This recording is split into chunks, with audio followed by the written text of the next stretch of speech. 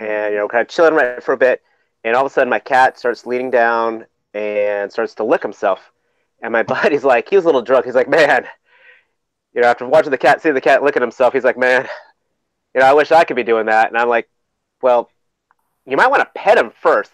He's a little ornery. And so, when we post this to audio, we'll edit in the laugh track. So don't worry about it. No, I won't. Yeah, I'm saying. Hey, everybody. How you all doing? Welcome back. We are Figure Action. We're a newish podcast in the collecting community. We're coming at you live on YouTube. It's about 9 o'clock Eastern Standard Time. On Friday night, I'm glad to be here. I hope you're glad to be here, too. To kick things off, just want to let everybody know we have a very special guest joining us tonight, Mr. Jon Bailey, epic voice guy. You know him as Combiner Wars, Optimus Prime. He's done a lot of other voice work. He's going to be joining us around 9:30 Eastern Standard Time, so we hope you're here for it. Be sure to pop into the live chat. If we have time, we'll try and get John to answer some of your questions. Anyway, if you're new to the show, make sure you hit that like button. Even if you're not new to the show, make sure you hit that like button, the subscribe button, that notification bell so you can see when we go live, when we're putting out new content. Matt had some content this week, which was really exciting. I hope you check that out. If not, make sure to check it out on our YouTube channel. If you want to listen to any of our previous episodes, they're all available on YouTube. You can also check us out on Podbean. You can check us out on iTunes and the Google Play Store. We've got you covered for any and all of our content, and we hope you're enjoying it. Anyway, as we wait for our guest, we're going to do something a little different. We're going to combine the how you doing with what you got this week. So we're going to start. I'm going to go down the panel. True Star Screamer, I'll start with you, man. How are you doing tonight? I am doing great. A little tired, a little sniffly, so if I'm sound a little stuffed up and all, I apologize beforehand. I've got a daughter in elementary school, and, sharing is caring when it comes to germs. The kids love to care. But this week, I got some cool stuff. First, I'm going to whip my thing out here in front of y'all. And the Marvel Legends thing, Walgreens exclusive. I highly recommend this figure. If you have been collecting the Walgreens Fantastic Four figures, this has been the payoff. Every figure has been getting consecutively better, and I really don't know how they're going to top this guy. You do a new Galactus. Pretty much. That's about it. I mean, this is everything you could want in a Marvel Legend, from the texture to the posability. I got that, and don't sing, Zero. Don't sing. I'm not. But I got the Storm Collectibles SDCC Ermac. My GameStop actually had it. I randomly walked in, and I saw him and snatched him right up. Hopefully, I'll be able to get my hands on the New York ones of Smoke and Rain, and then all I will need is Noob and Goro, and I will be having my epic Storm Collectibles display for Mortal Kombat, at least. And those are my hauls. Nice. Parts Former, next up. How are you doing, buddy? I'm doing well, man. How are you? Good evening. Doing fantastic. It's Friday. I'm going to my week off in a little bit here. Glad to hear you doing well. You had a fun week at partial week at Disney, if I'm not mistaken. Yeah, we had a quick jaunt down there, the wife and I. We dropped my son off with my parents and zipped on down south. We'll actually be back there in November for a family trip, but this one was just a little weekend getaway. So got some footage. You'll see that a little later if I can get it uploaded.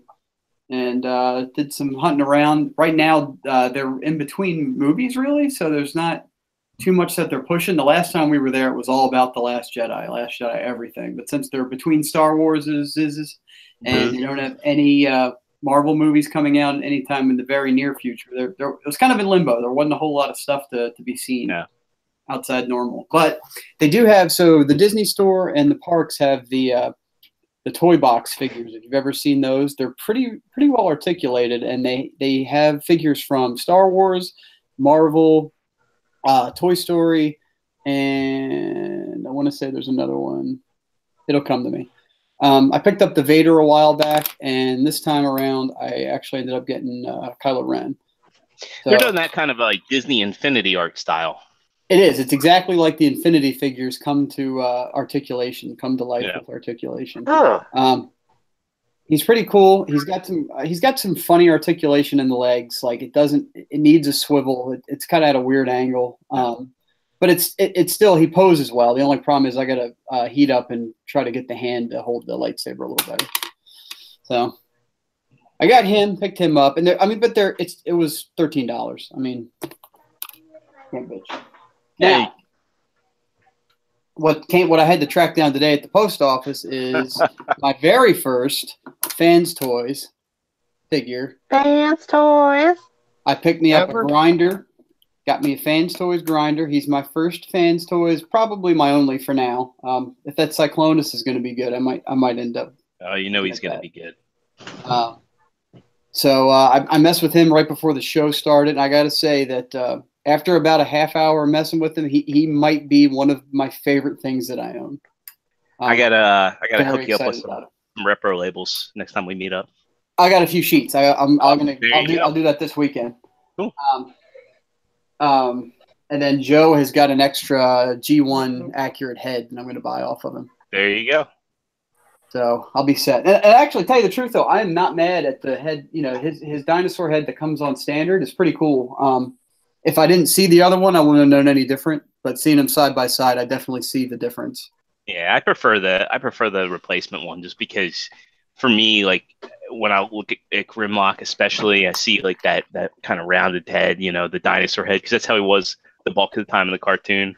If he was a robot the bulk of the time in the cartoon, I don't think I would have cared as much. I'll ask you guys real quick that have him. There's 2 little gold pieces in their own little compartment in the box. What is that? Swoop. They're the replacement pieces for Swoop's kneecaps. Gotcha. Okay. Yeah, so when you get him, like he comes with plastic pieces that lock the knees in, and a lot of people had those break. And you can just put those die-cast pieces on, and they're way sturdier. And I still haven't done it. You said when I get him. Listen to you. Well, hey, man. When you have like one of the Dinobots from Fans Toys, that itch may come to complete the set, because when you get them all together, it's probably one of the most fantastic looking sets that you can get outside of like a Devastator or and like Insecticons. Yeah, Insecticons would be cool, but I'd have to say, if I see all 5 Fans Toys Dinobots on my shelf, I see 5 awesome car payments. Just sitting there. So, man, you got a cheap car payment. Yeah, well, close enough. Rounding down. But anyway, that's me. Right on. Joe, how about you, man? How you doing? I'm doing great. I actually didn't get much this week, but I did get a great find in the wild at Barnes & Noble. I found a Figuarts Super Saiyan Gohan in the clearance bin. And ended up paying $53 for this guy. Nice. That is a sweet deal. So I was really excited about that because I hardly ever find anything good out in the wild. I did get an order in from TF Source. I got a couple Legends figures. I got the Iron Factory Red Alert, the Shockwave, and I got the DX9 Soundwave. And that is it for me. And the camera just lazily pans to Dave playing with his thing. He's going to have his thing out this whole episode. Mm-hmm. It's Rocky. So Anyway. when John goes, Mr. Bailey, would you like to see my thing? I double dog freaking dare you to be the first thing that you say to that guy. That's what I say. To say what now? Never mind. Just don't. Forget I. You realize who you're talking to, right? Yeah, I did. Yeah, I'm just. I've seen video of. Slowly raise him up from your waist level, just real slow. Sorry, I had to get my thing in frame. All right, T-Man, how you doing, buddy? I'm doing great. What did I get this week? I thought you'd never. Oh, I found this little tiny Legion's hot rod that's apparently a Walmart exclusive that I never heard of in life until I saw it. Allegedly a Walmart exclusive. It What had is the that? sticker on it. A Legion's class hot rod from the last night. That It's actually so looks black. better than the deluxe. It's a tiny bit more accurate, And except these legs. the car mode is not even like a Lamborghini. It's I watched your review. It's like side swipe from RID. Yeah, that's what it looks like. They did some retooling. It doesn't have those spikes. Yeah. And I also found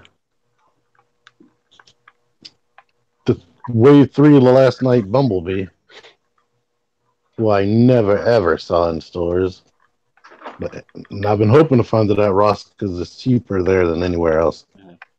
So I'm happy. I'll make a trip out to Ross because for $8, for having that Studio Series equivalent. Because I mean, let's face it, the last night toy line. I mean, it's part of it. A lot of the deluxes are on par with the Studio Series releases. Yeah, this is actually better than Studio Series. Yeah, because you were saying he's pinned. Those are Voyagers. You're saying like the back yeah, panels, all of it. Yeah, it has pins in every single one of them, even if they're really thin. Yeah, if you're in Ross again and you see him, let me know. I'll be I saw it tonight. well, hey, if you're in there again, otherwise. The only thing I don't like about him, well, one of the only things, like his legs are black and then the hips are randomly just gray right there. I think the legs should have been gray all the way down. That just looks weird. Little sanding, little paint, not a problem. I'm lazy. I ain't paying nothing. Maybe I could send it to you. And you paint it for me. Yes, sir. But that's it. How about you, Zero? How was your week? Actually, Oh, wait. His computer his week is amazing. Let me tell you about his week. First he went to the Renaissance Fair dressed as a dragon, and no one knew it was him because he was in disguise. And then he went out as I don't know. I'm just making shit up. Oh, let's do like a Mad Lib. What did Zero do this week? Quick, someone give me a noun. Oh, pork chops. Someone add this. But this is definitely awkward. But so I finally built Venom from the Venom Build-A-Figure, and size-wise, this is almost on par with the Reveltech one. I didn't realize. Did you have a picture where you put? Was it you that put the Spider Ham head? Pork grinder head. The pork rind. Yes. That was yeah. That has been one of my best Instagram pics right now. I mean, that was actually taking off pretty well.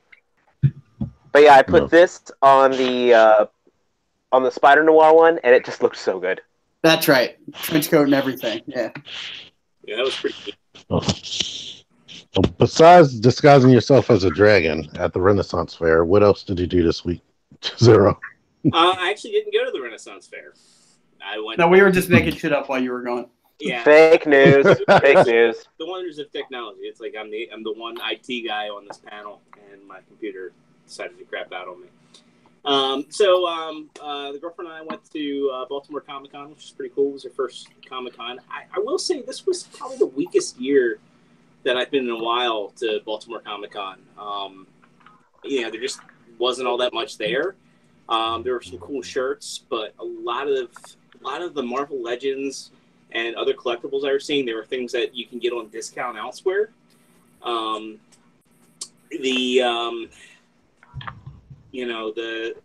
Like Frank Miller was there, but they were like, oh, he's due to unforeseen circumstances, he's got to go. I mean, I don't know, for what they were charging, it wasn't all that great. Plus, the cosplay this year wasn't good either. Like, I didn't see anybody that wasn't already at Awesome Con, or I didn't really see. And this was on Saturday, so it was kind of a little bit of a letdown this year. But otherwise it was a good week. I was on vacation this week. I went to the dentist. I got some some much needed dental work done, and then I got to go back next week for a root canal. So looking forward to that. But I did get some cool stuff. I got something that I've been really, really looking forward to, and that's the movie masterpiece Bumblebee for the new movie. And I gotta say, he's really good. The transformation isn't as bad as some people are letting on. I think it's actually pretty. I don't want to say it's intuitive. The instructions that he comes with just kind of suck. Plain and simple. They're the standard Hasbro instructions where everything's printed in gray and black, and then they have yellow, but it's not really clear. If you get on those like crappy paper instructions where they're way too dark. But he's a really good, solid figure. He's got a lot of die cast. The transformation's fun. The articulation's really good. He's just a very expressive figure, and he's larger than I thought he was going to be. He's about regular masterpiece Carbot size, so I like him. Speaking of, T was talking about Walmart. I did get a couple cool things at Walmart this week. I got the reissue Starscream. And Yay! I got the reissue Hot Rod as well. Nice. So I did open them both up. I didn't apply the stickers, but I put them back in their box the way they should be. Oh. Gonna build a wall with those bricks? What's that? So you're gonna build a wall with those bricks? No. I honestly, like seeing these on the store shelves is one of the most nostalgic things. Like the packaging isn't 100% to the originals. There's minor differences, but it evokes so much nostalgia. And when you see these sitting on the shelves, it's kind of like walking through a time machine or into a really, really dilapidated Kmart. It's just it's really cool to see them sitting there like that. The commemorative series, I don't think that they did the same thing that these do. I mean, it's like a no shit thing. They transform, but the commemorative series, they had like those collector boxes, and they just evoke something different than what these do. These are kind of like playing with the way you remember things, and I think they're very effective at that. So I really like seeing them now. But buyer beware, I opened both of them up, and the plastic quality isn't that great. And I actually had to go grab a G1 figure to compare it to. And it's like that modern waxy plastic that's very flexible, and if you hold it up to a light bulb. So yeah, that's a bit of a bummer. There's die-cast in there where the die-cast was. Hot Rod is like the V1 Hot Rod. He's got rubber tires, not the plastic tires like the second versions had. But like that whole front hood section. I never knew about that. Yeah. Oh yeah. That whole front hood section, like it's just like it's this waxy plastic. It's not very good to handle, and I was kind of upset by that. The other. So these are no replacements for the G1s. There are no replacements for the G1s, and the other thing too, the other reason to open Hot Rod is so you can flip him, because when he comes packaged, he's facing that way. So, but as far as does Starscream have the big long dumb missiles?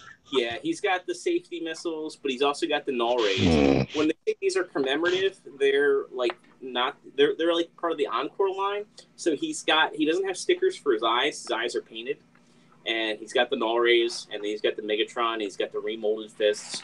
Hot Rod is kind of a repro, but there's a difference with Hot Rod in that his stickers are color corrected. So his stickers, like the red parts, they resemble the car and not the animation model. So he's like that deep red instead of a burgundy. Instead of a magenta. The stickers on Hot Rod were magenta, and they've color matched these, which I guess is kind of cool. And it's kind of cool that they're not exact one-to-ones, because it doesn't alienate people that have the originals. These, they're just going to go up on kind of a shelf with some of my comics, and they're just going to look nice, and it's going to be like, oh, well, those are the originals, and To the untrained eye, yeah, the originals. But Sure, I'll sell it to you for $70. no, What a deal. down the line they'll be worth something because people are buying these up and scalping them, unfortunately, and it's kind of a shame, but yeah, that's the way the cookie crumbles when it comes to modern Transformers. I did also get my computer. I happened into Target today, and I found the last 3 Prime Masters I needed. And I have the full set of Prime Masters. And I also happened into Barnes & Noble, and I used several coupons to get this guy for $30 off. And this is the Digivolving Spirits Alphamon. The reviews are pretty much right about him, but I wanted to have all the Digivolving Spirits. And yeah, whatever. I enjoy these things. I'm not the biggest Digimon fan. I like Digimon, but that is a lot of kibble on the back. Yeah, it is. It's a ton of kibble. But the thing that's charming about these is they remind me so much, the way they transform, they remind me so much of Beast Wars. They're basically like if Beast Wars had diecast. And yeah, I mean, I look like Digimon. Who Alphamon is, because he's apparently like, character from one of the games. At least they look interesting. Very, very much. I'll bring that to the next meetup for you to check out. Kabuterimon is the next one, and that's one that I actually do kind of have, connection to because he was heavily featured in the animated series. So that's all she wrote for me this week. So yeah. Just a reminder for anybody in the DMV area, we do have a meetup coming. We talked about it last week with Kevin Womack, and that's going to be at Frisco Tap House on November 17th. So if you're in the D.C., Maryland, Virginia area, and you're interested in attending, by all means, it's going to be November 17th. That's a Saturday, and it's going to be at Frisco Tap House in Columbia, Maryland. It starts at 12. It's probably going to go to about 4 o'clock, and we welcome you to join us. And I'm going to be there. T-Man will be there. Joe and Parks should be there in addition to Kevin. It's a good time. Kevin, yeah. We are probably going to have another raffle that's sponsored by Toyco. Last time we had it was a pretty good success for me. I never win raffles, and yet at this raffle, at an event that I was co-hosting, I won 3 or 4 raffles. All the raffles you never won before in your life, you won all of them that night. Yeah. All your wins were packed into one evening. Also, I want to throw one in. For those who are watching in the North Carolina area, in the Durham area, the weekend of the 20th, we are doing the NC Toy Con, which is an awesome independent toy show, which hopefully I want to try to get if I can't get out of work. But if you have, I went to the last one. It is an incredibly well-organized event. Also, we are working on getting together the first North Carolina meetup together. That'll probably be happening after the Toy Con. But talk to the vendors. I know one guy named James O'Brien is trying to get things together. Total shout-out to him and the Triangle Toy Hunters groups. So hopefully we'll be trying to catch up to you DMV kids. Well, one of the things that I say to people all the time is a lot of people are like, man, I wish I could get meetups started.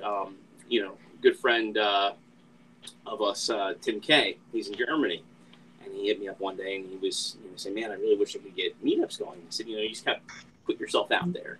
Go onto the groups, go on to Facebook, and go into forums, and just express interest. That's all I ever did, and you start getting people to show up. And the beautiful thing is, you can get a small group together, you do it again, there's more people. You do it again, there's more people, and so on. So on and so forth. You start building a local community, and there's really not that much more to it.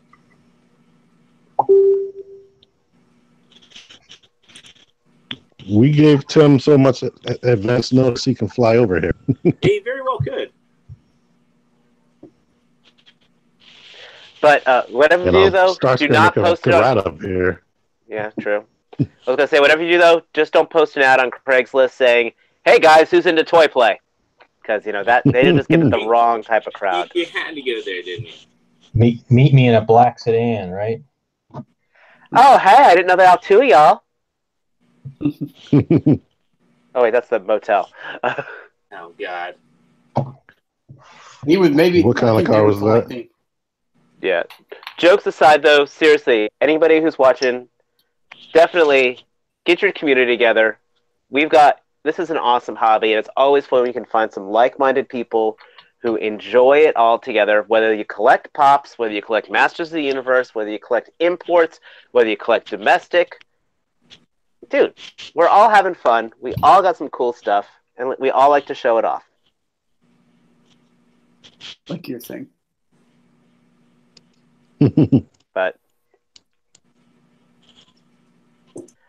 I don't know if they want to bring their chase pops to the meetup. well, They get damaged. that's a whole different thing. So I heard that there's like this thing happening up north. Did you guys hear about that? Just like a little small. Speaking of toy meetups, they were having a small toy meetup up north. Yeah, they said something about a couple different people getting together. I think it was maybe at like a Starbucks or something. They were all talking about toys. I haven't heard too much about it. I can't see it being all that successful in New York. I mean, it's kind of a small town. There says it'll never happen. Yeah. Jokes aside, NC Toy Con was happening this weekend, and god dang, they got news. Right now, it's happening. It's happening this. And the news sites are going to be popping. They already are. Yeah. Yes. I think we'll go in. IGN was breaking Transformers news. Would you say that IGN was under siege? I think so. Yeah, a little bit. Siege. Hello? Hello, yes. Now you see what it's like. I always know. Yeah, all those figures are But awesome. yeah, the Decepticons, man. The Decepticons were out in full force, and they look groovy. And they had some very surprising announcements and things to show off. I'm really outstaged liking the the gimmick. Autobots. Really liking the gimmick of come weapon packs.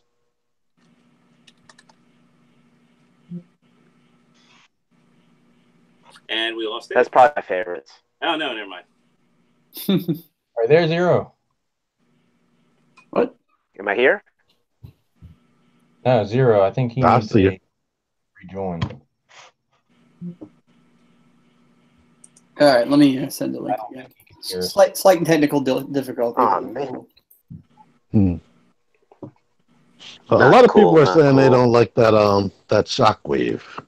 I love that. They don't like the armor. Oh man, I thought that was I thought that was cool. Like what? It almost, when I first saw that picture, it made me. My first thought was Dr. Octopus, because Shockwave's the mad scientist type. I'm like, this dude would benefit from having multiple arms. And then the gall to make every other arm a blaster cannon. I'm like, well, that's not scientifically helpful, but it's good offensively. Well, I think it wasn't he originally the military commander? Yes, I think or something like that. Something like that. I mean, what is the only thing really to complain about? Maybe the shoulders, having a lot on the shoulders. Well, I think it's just that I like it. It's and the base figure though is not the base figure is deluxe class, is it not? No, it's a Voyager class. He's That's what I meant, Voyager class. The same as his like Ultra Magnus is. It looks like we have a special guest here. It does. And now joining us. It does. John, can you hear us? My name is Ultra Magnus, and I'm here with the next edition of Unsolved Mysteries. Well, that just blew me away. I had no idea that was in your range. Yeah, nobody knows anything I can do. So many things. You do everything. What's going on, John? Thanks for joining us, man. My pleasure. Sorry I didn't get on here sooner, but I didn't see the email for whatever reason. Oh, you're right on time. Worries. I've got you're exactly on time. Mm-hmm. I'm never late or early. I arrive precisely when I intend to. Yeah, well, I do have to say you do know how to make an entrance there. So I got to ask before we get into the introduction for those that don't know. I like to mess around and do voices, but are you like always on like that? Like when you're around? No, not unless I'm like doing something like this or at a convention. Like, yeah, I'm just a normal dude. I get that a lot. Like, oh man, you're so awesome, you're so famous, and I'm like, I'm just a regular dude with a cool job. My job's famous, not me. I gotta say though, if I could do those voices, man, I would probably just be like in the kitchen washing dishes, just entertaining myself the whole time. Yeah, but then you're not married to my wife, are you? I mean, I doesn't like it a lot. She gets annoyed with it. I can empathize. She's often like, can't you just because she's like, what are you doing? I'm like, I'm rehearsing. She's like, could you just rehearse in your head? Like, I could rehearse. People could rehearse in their head. You wouldn't need to. Everybody could do what I do. But that's awesome. We want to thank you for joining us tonight. For those that don't know, you're best known for Epic Voice Guy, Honest Trailers. You were the voice of Combiner Wars, Optimus Prime. Where else would people recognize you from? Oh, they may not recognize me from anything, but they can hear me in Halo Wars 2, Dishonored 2, Marvel vs. Capcom Infinite, XCOM, all of the XCOM. Oh, yes. Most recently, they can hear me in the game that just came out today in WWE 2K19 as Jim Ross. Really? Mega Man, really? That was just announced this week as well. Oh man, I've been loving Mega Man 11. Still some stuff under non-disclosure I can't talk about yet, but yeah, there's a lot of stuff out there that they can hear me. Oh crap! Could you give me oh my god, stop the damn match? Say that again. Sorry. Oh, T wanted to know who you are in Mega Man 11, and I was like, give me a oh my god, stop the damn match. You guys can figure it out. I give you a hint. You were Impact Man. You will never defeat my fist of flame. Oh, you're Torch Man. I'm Torch Man, and I'm also I'm brushed it up. You're right. Oh my god, that's awesome. Wait, you're doing animal voices now too? Are you going after Frank Welker's job as well? No, he can do every animal. He can just do. John can just do robot. He knows like that's it. Different species of birds. Like I don't even know the names of the birds. I'm like robin, cardinal, and then I don't know anything else. You know, he does. Before we start, I was going to say Neil Ross was telling a story at TFCon last year about how he would just kind of annoy the staff and do stuff like doors creaking and Frank and did the same thing. Yeah. Yeah, he would rub his shoes together, and they kept thinking, and they would do the swish sound, and they would keep checking the door to see if the door was like messed up. So wrong. That's amazing. I gotta add that to my list of jerk things to do. Well, that's awesome. So on the topic of voice work, how did you get into voice work? What was the start? Oh, we just lost him. He said, "Screw this, I'm done." Obligation filled. I'm out. Crap. I mentioned Megatron. Hear this question. Well, hopefully we get John back on. Yeah. Technically, we did not. I'll just beat the end, I guess. There it is. Oh. Yeah, there it goes. Oh no. I mean, I can Flame Man. I'm gonna have to fight Flame Man again because I didn't realize. Torch Man. And he's back. Torch Man. Sorry. Nah, it's all good.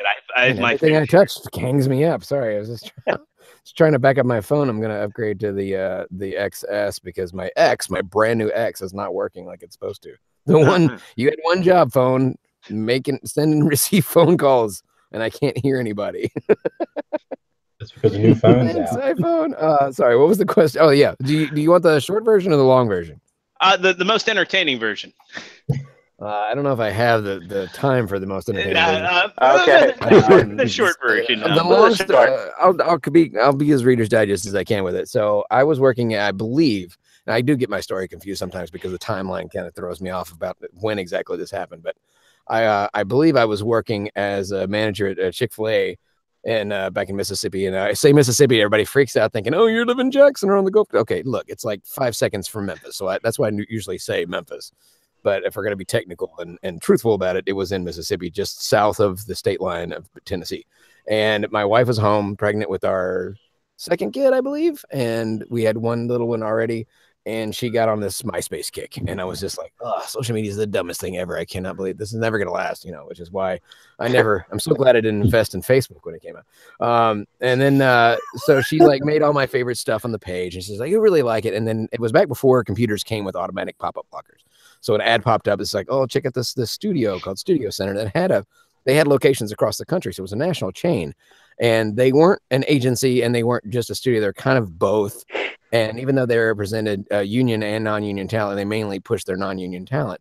And the way their little ad popped up is like looking to get into voices. We represent over 500 people and blah, blah, blah. And always looking for new talent. My wife's like, oh, you should totally do that. You're so good with voices. You've been doing them your whole life. And I'm like, it's stupid though. She's like, the worst they can do is say no. What do you got to lose? And I started thinking about that statement. I was like, huh, she's absolutely right. What do I have to lose? Not like they're going to put a gun to my head and shoot me for being bad at it. So I called them, and then when I realized that, I told them where I lived, and they're like, oh, well, we don't have any location. I'm like, well, I live 5 minutes from Memphis. They're like, oh, from Memphis. Yeah, you could totally go in and record. I said, what should I do? He's like, well, whatever you do like a minute's worth. That was like super specific. And I'm like, all right, well, it's November. It's close to Christmas. I'll just do the night before Christmas, and I'll just do a different voice for each page of the book. So I took the book with me, wrote a name or a character or accent at the top of the page, and just went through. And I started off with that trailer voice, which was like, 'twas the night before Christmas and all through the house. And I remember seeing through the glass, the dude's face is like, wah. And so after I got done with it, he's like, can you come back? I think we might have something for you. And I'm like, sure. So they had me come back and record a demo, and their demos are not great demos, by the way. They literally just do like 15 seconds per voice. And instead of like a normal demo, which would be, 30 seconds of a mixture of voices in one thing, depending on what your, commercial demo, trailer demo, whatever, these guys just do cowboy, and it's 15 seconds of a cowboy voice. So he's like, we really don't even have copy that can reflect all the stuff you can do. And I was like, well, I can write some stuff up. So I wrote some fake commercials. And one of the fake commercials I wrote was, it was kind of funny because it was a Sam Elliott type read for a place called O'Grady's, which sounds like an Irish pub, but it's got a cowboy voice on it. And whatever reason, it got me hired for my first gig. So they signed me January 1st of the following year. That was, I believe that was 2010, January 2010. And then by February, I got my first audition February 1st. And by February 11th, I'd booked my first gig. It was for this place called Texas Steakhouse. It's on the East Coast. And it was like for all their whole chain. So I did like 3 television commercials and 2 radio, or vice versa. But it was like 3 and 2. And I got a check I got an invoice for like $1,100, which I thought that was a huge amount of money for me because I made $300 a week. And now that I know better, I was like, well, that was like $15,000 worth of work that I did for $1,100.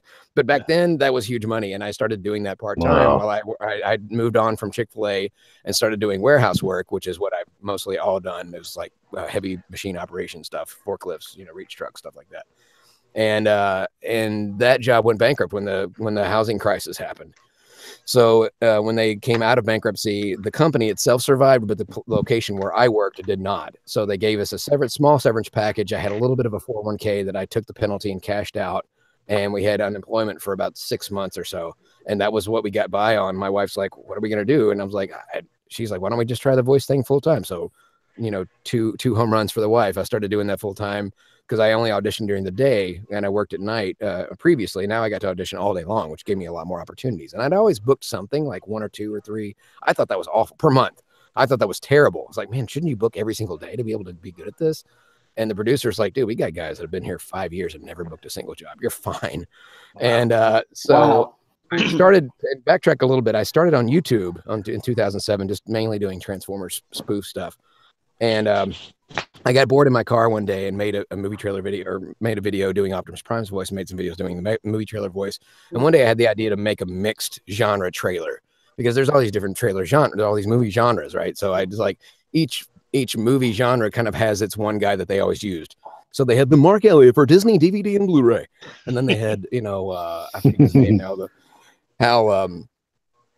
I can't remember his last name, but Hal, the one who did this one for The Odd Life of Timothy Green, and he did all the romantic comedies.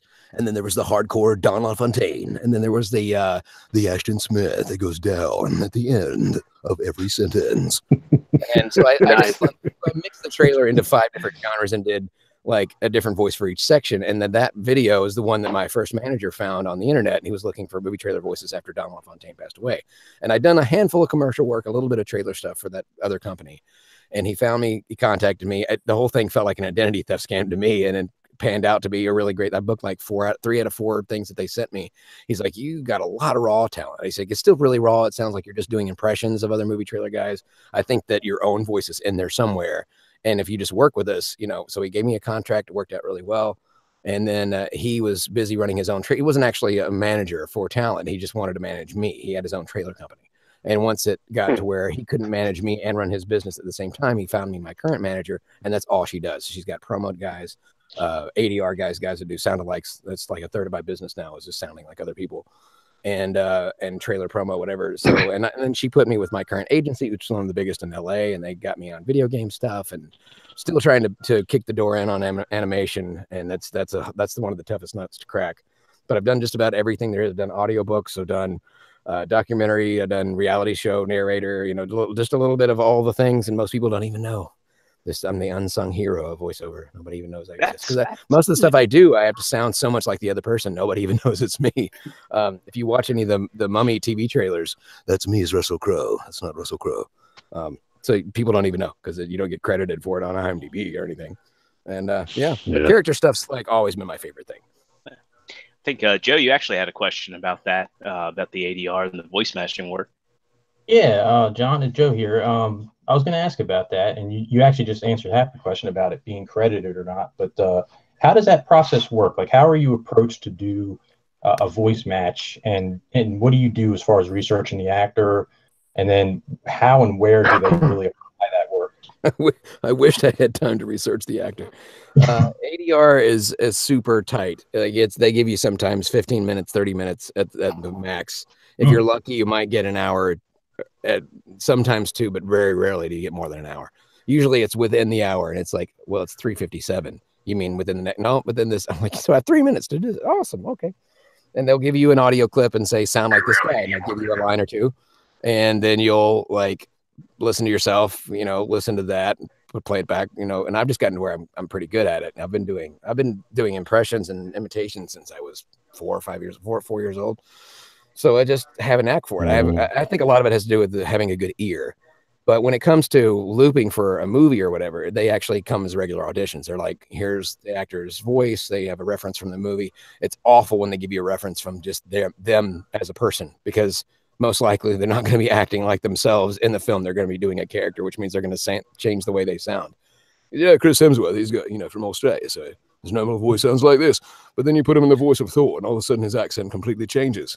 You know, so it's like, he's not, if you give me a link from him from Jimmy Kimmel, he's not going to sound like the character from the movie he's doing, because most likely he's doing some other, like currently I'm filling in for him for Battle of the Royale. And he's doing a cowboy voice all of a sudden. So now he's Southern, you know. It's like that. So if they give me a clip from him from Jimmy Kimmel, he's definitely not going to sound like he does in that movie, because so it's sometimes that I just have to try to figure it out. But yeah, I've filled in for some of the biggest names, lots of the biggest names in Hollywood, and people don't even know it's me. It's kind of bittersweet, I guess. I didn't know that. Hey, it pays the bill, and it pays really well, and I'm not going to complain a bit about it, because that's absolutely. And the fact that I get to see stuff early, pretty much. Yeah, that's a great way of. Well, a stunt double would probably be the guy who does all the efforts for somebody else, which it does happen. You know, I just do all the F words. No, I don't. I try to avoid that kind of stuff if I can help it. But like for Christoph Waltz for Epic, I had to do his efforts for that. In fact, I was told that my voice wouldn't even be in the movie, and then we went to see it, and it really was me in the movie. I'm like, I'm never gonna get paid for that one. Yeah, it's sometimes there's some negatives in the job, but yeah, I scratched for a whole film. I get to see like the unfinished version with the green screen and the effects. It's kind of cool, to be honest. I can't say what it is, but I've been filling in for Ryan Reynolds for a big upcoming movie, and it's kind of awesome. Because they can play the audio back, and they're blown away, because they're like, dude, when we play it back, sometimes we can't even tell it's not Ryan Reynolds. That's so good. I'm like, well, then I did my job right, you know. That's got to be incredible to go and, you know, to be a fan of the works that you're actually in. Yep. I'd love to tell you some stories, but they're all under non-disclosure agreements. Were you doing the trailers for Teen Titans Go to the movies? No, that's Ashton Smith does that. You can always tell who it is, because he's got that voice that goes down at the end of every sentence. That's kind of how you can tell it's him. See, you're so good at it. I didn't even realize that wasn't. Yeah. People confuse me with him and Howard Parker the most. Howard Parker sounds a lot more like Don LaFontaine does, and a lot of people are like, "Oh, that's you." And I'm like, "No, it's not me." But good try. Thanks for playing. And then you've got it just blows me away that then like 3 of the people on this panel have bought recently this last week something that you've done and didn't even realize it. You know, you're playing Mega Man all the time. God of War 4. A lot of people didn't know I was in that either. Really? Who are you? Or is that part of an NDA? Or can you? No, that one's out now. I'm one of the Lake Spirits. I won't tell you which one because you just got to go figure it out. And the largest of the Hellwalker, the one that kind of looks like Darth Vader with his helmet off, that's the undead version. So that's technically 2 voices on that guy. So you probably had to defeat me a lot. And I ain't easy to beat either. Like he's a tough dude. No, that game, it's probably one of my favorite games of the year. But it's a fantastic game. Yeah. And that was just so weird just hearing me because that was one of the hardest gigs I ever did. We had to speak ancient Norse, actual ancient Norse, not fake ancient Norse. And so the audition was all in ancient Norse, and they tried to spell it phonetically, but it was just basically impossible. And I was like, you know what? I'm just going to act like I've spoke Norse my whole life and just fake my way through this thing. So I just, and I just did the thing. And they were like, that was freaking great. It sounded like you'd been speaking it your whole, and I was like, well, that's what I went for. So I know that game was heavy on mocap. Were you involved in that at all? They put a mocap rig on my head, but it wasn't a full body mocap. It was just basically just a camera rig on my head. And I'm guessing that's just for facial animation stuff. I've had to do that before at home with just a webcam, which is kind of weird. It's like, yeah, we want to match it. I did a thing for Optimus Prime, and they wanted to match Prime's animation to my face, which was just bizarre and cool at the same time. It was just cut out a piece of cardboard and just move it up in there. No, this is the Prime without the faceplate on. They wanted to match. Okay. But yeah, that's. Did you have to draw silver dots on your face? And for God of War 4, they actually flew a guy in from Iceland to make sure that we were saying everything correctly. And usually for a video game, I'm always nervous about the efforts because the efforts can be really rough on your throat. And it's like, because you have to die and scream and attack and, victory yells and taunts. And it's usually a third of the gig. And it's like a 4-hour session. And I knocked the whole thing out in 45 minutes flat. And I was more scared about the ancient Norse than I was for the efforts for the first time in my life. I'm also a couple of creatures in the last Warcraft Battle for Azeroth, which I have not found yet. I haven't played Warcraft since it was Zug Zug and Warcraft 2. So it's been a while. I had to get on that one. But that one I had to go all the way to Irvine to go to Blizzard, which is an amazing place, by the way. They have their own museum of cool stuff. And they booked me for 4 sessions with 2 characters with no scripts. And I was kind of scared because I had no idea what I was getting myself into. And I knocked everything out, both characters, in 20 minutes flat. And they're like, dude, we're so getting out of here early today. That was freaking awesome. So no script, were you just ad-libbing everything? Yeah, well, ad-libbing everything in foreign languages that don't exist. So, yeah. Basically, it was a snake guy who just does, he just, it's like whatever Harry Potter, the Slytherin tongue or whatever, parcel tongue. So, yeah, you just fake your way through it. And if you're good at it, they're like, man, we don't have that many guys that can do creatures as well. Like, we're definitely gonna have you be coming back. That's awesome. So True Starscreamer on the panel, he's a big XCOM fan. He had a question regarding XCOM. Well, for me, it was just the fact of, when I found out you were the XCOM guy, I mean, God dang it, every time I'm talking to the council, I'm sitting like, oh God, what's he gonna do to me now? What's he gonna make me do now? Now I'm realizing talking to the guy. So it was one of those moments when I found out that you were him. I'm just like, inform you that your performance is not good, Commander. Honey, is that you? No, wait. Your mother would be very disappointed.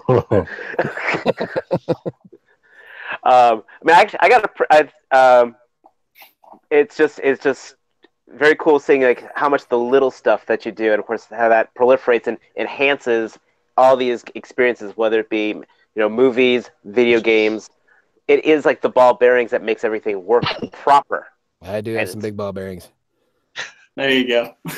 That's what Optimus would say anyway, I'm sure. I remember that G1 episode where he said that, yeah. I remember when Ironhide said robot chicken way back in the day. I'm like, oh, Seth Green ripped off Transformers. He's like, who you calling a robot chicken? Yeah, he said the thing. Wait, what? Where? Yeah, it was an old episode of G1. Ironside's actually said robot chicken. Seth Green did not come up with that on his own. I recall hearing it was oh, go ahead, Matt. I was gonna say, where the hell are we? What would you say, given any role, any role? What would you want? What would your ideal role be? The ideal role would be, it's kind of a two-prong attack. I would love to be a regular on an animated series or a fan favorite. Now, they could be the same. It could be a regular and a fan favorite, but as long as it's one or the other or both, I would be cool with that. So just having a role on an animated series is one thing, but you never know if it's a recurring role. And recurring means you might just come back eventually. Regular means you're going to be in there all the time. So a main character that fans just really love, because in anime, sometimes the main characters are not the fan favorite characters. Sometimes it's the sidekick or the villain or whatever. So right now I'm still I'm the same character in a lot of things. The character's name is Additional Voices. They all have names, but nobody knows what they are because I'm the background guy. But everybody starts somewhere, and you got to get the background before you get in the foreground. But yeah, I would, especially if it was the Transformers or anything that from my childhood. I've auditioned for the new She-Ra show. I've auditioned for some of the other things that are based on things from my childhood, but still just haven't got that. I haven't cracked that egg open yet, and it's a tough one to crack. It's very difficult because that's a very tight-knit community, and producers and directors have their favorites.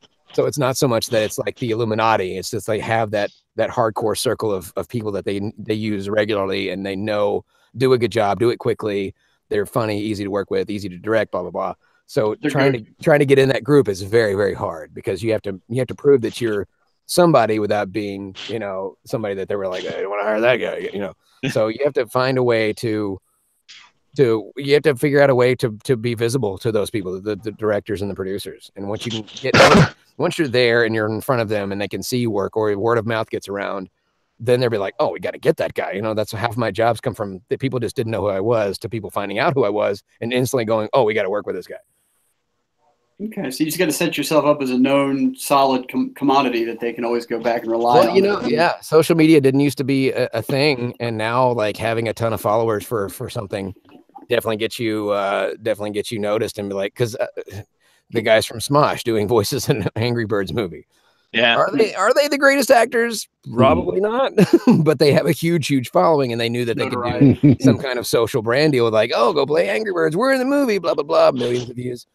So it's the same thing when you have celebrity cast for an animated film where regular good voice actors who do it for a living would have been better choices, but with a famous person, they get to go on the talk show circuit, they get to go to the press junkets, and it's like, oh, people know who Bradley Cooper is. He's the voice of a dog. Oh, we got to watch this thing, because they get all the publicity out of it. It's all about press. It's very political, Very cool. Very cool. Hey, and T, did you have a question for him? So he had several. I was watching your I was watching your first gameplay of Transformers Devastation, and you're saying that after you heard Optimus Prime. Yeah, I never did go back and finish that. I really wanted to be a voice actor. Well, I've been a voice actor since 2009 professionally. I started working towards that goal in 2008, I guess it was. No, well, I mean, technically it was January 2010, so it'll be 9 years next February that I booked my first gig. So, but yeah, doing something Transformers was something that was always on my bucket. I've crossed so many things off my bucket list because I wanted to do something for Star Wars. And like my first month doing voiceover, I did a whole bunch of commercials for Star Wars toys, as well as the voices for some Star Wars toys. It's just like, well, I got that one taken care of. I mean, I still haven't gotten into a game or a cartoon. I would love to be something more than just, toys and commercials, but it's still on the bucket list, and I still knocked that one off. I have been Optimus Prime for an animated series. May not have been the one I wanted to do, and that's not my goal. Has never been to be Optimus Prime. I mean, that may be some kids that were like, I want to grow up and be the voice of such and such. I just wanted to be in a Transformers show as the voice of a character. I would much more prefer a brand new character that's never had a voice before and outdo the competition and become the character voice and be the one that came up with it, not the guy who fills in for the guy who came up with a voice, but the guy who came up with it.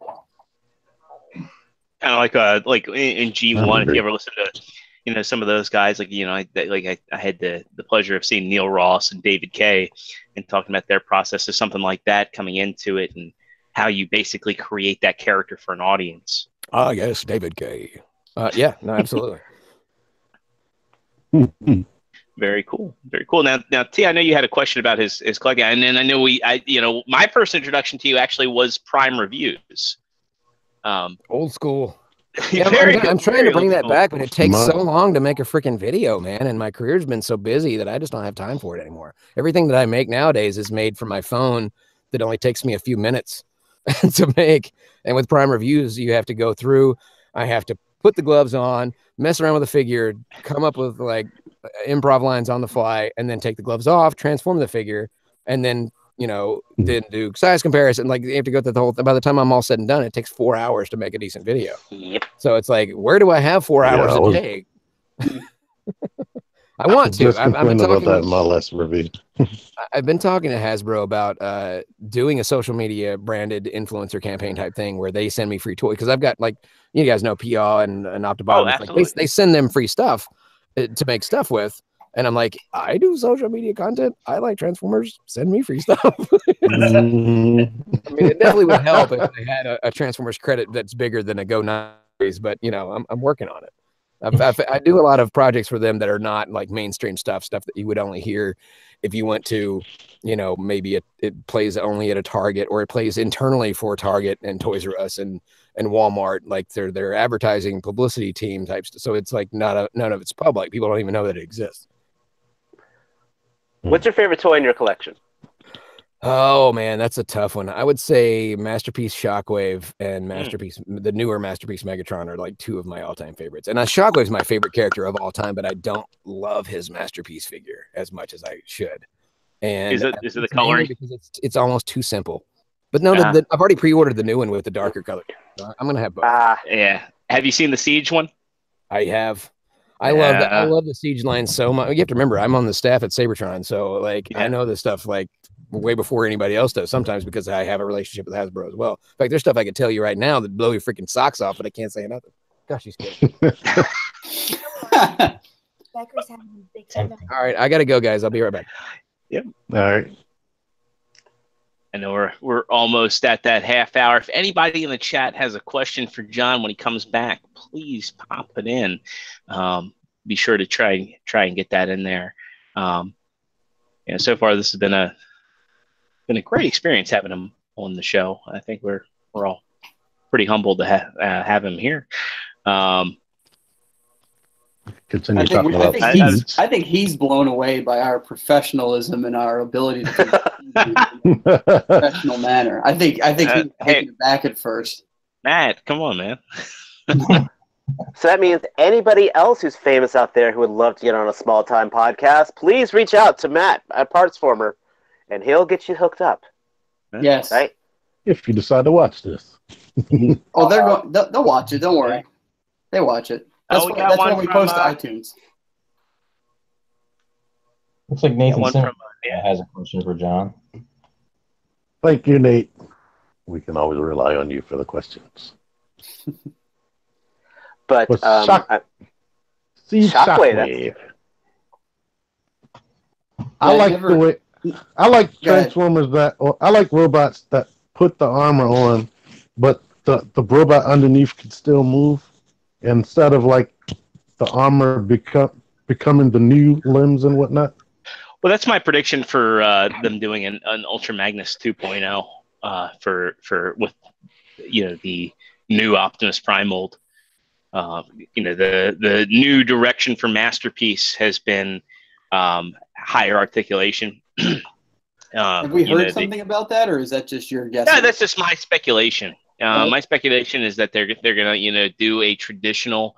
They'll probably call it the Ultra Magnus Plus, or I don't think they can call it the number Plus, but they can't do it Plus because that's just a recolor. Yeah. Yeah. But they can do a new version of Ultra Magnus. I think that'll be their way, because with the Optimus Prime mold, they like to milk it. They like to do the repaints. Wouldn't it make sense to do, the cab, have it white, go in, instead of the trailer, have the armor, and that's pretty easy to engineer, in all honesty. Do you think the armor would split completely up, and like instead of like the old armor, G1 armor was like still together as one unit? Do you think the arms would come off and wrap around his existing arms and whatnot? Probably not. I think it would be like it is on the Masterpiece, where it's part of the trailer, and they are just the struts that go along the top of the trailer, and they fold down and they basically form the arms. I think that's how it would be. In all honesty, I don't think it would be like pieces that pop on. I think basically there are a lot of people out there that want and if you do parts forming for an Ultra Magnus, I think you have way more liberty to make a higher articulated figure, because you don't have to worry about that's how parts. the Siege one is. Yeah, I'm really looking forward to that. I'm looking forward to that whole line. I think that Siege line kind of represents, and we'll get to that after we wrap up with John. But for me, I think the Siege line kind of represents the Black Series and Marvel Legends of Transformers. So kind of like where they were with Universe and with Combiner War, the Prime Wars trilogy. I think they kind of stepped out of that a bit. I think that they kind of moved. They got too happy with the repaints and retools. With Siege, I think that they're going back and creating definitive versions of the characters. And I'm personally really excited about it. And we've already established, correct me if I'm wrong, but they're $5 price jump on most of them, right? Is that give or take? $5 price jump and a 2-inch price and a 2-inch height. We don't know it's that much. And like, I'm the cheapo here, and I gotta say, I'm happy with that. Like, especially with what we're seeing, if it looks like that. The only gray area that I'm not sure about is that a few people brought up is that the weathering, you either like or you don't like the weathering on them, right? I mean, that's personal preference, but they've got to look like, we've seen the CG renders and we've seen the painted figures on display. As long as the retail release figures are somewhere even in the vein of that quality, as long as it gets close to that kind of quality, then I'll be happy with it. I think it'd be great. That's a valid point. If it starts to look shoddy, Yeah. I think so. I think that Punch Counter Punch was a Siege preview, because in the Takara Tomy line, he's being released as a Siege figure, and getting that figure. And Punch Counter Punch was a favorite of mine. I was born in '85, so mid '80s, and I got into Transformers as they were kind of going out of style. Punch Counter Punch was a favorite of mine as a kid. He's one of the figures that was still available when I was like 4 or 5 years old. And that figure is great. He may not have feet. He, accomplishes a lot. And the tooling and the way that figure's put together, it was just, it really, really blew me away. If the Siege figures are on par with that, I'm going to be a very, very happy camper. To me, like I said, it seemed like a return to form of where they were with Universe, where they were with the Classics line. And I'll give you my thoughts. The reason why I like Siege so much is because these are basically the movie toys from Bumblebee, which is exactly it's a really smart move, because kids are going to see the Siege stuff. They're going to want to buy the Bumblebee, because trust me, they're going to want to buy the Bumblebee toys because they're going to love the movie.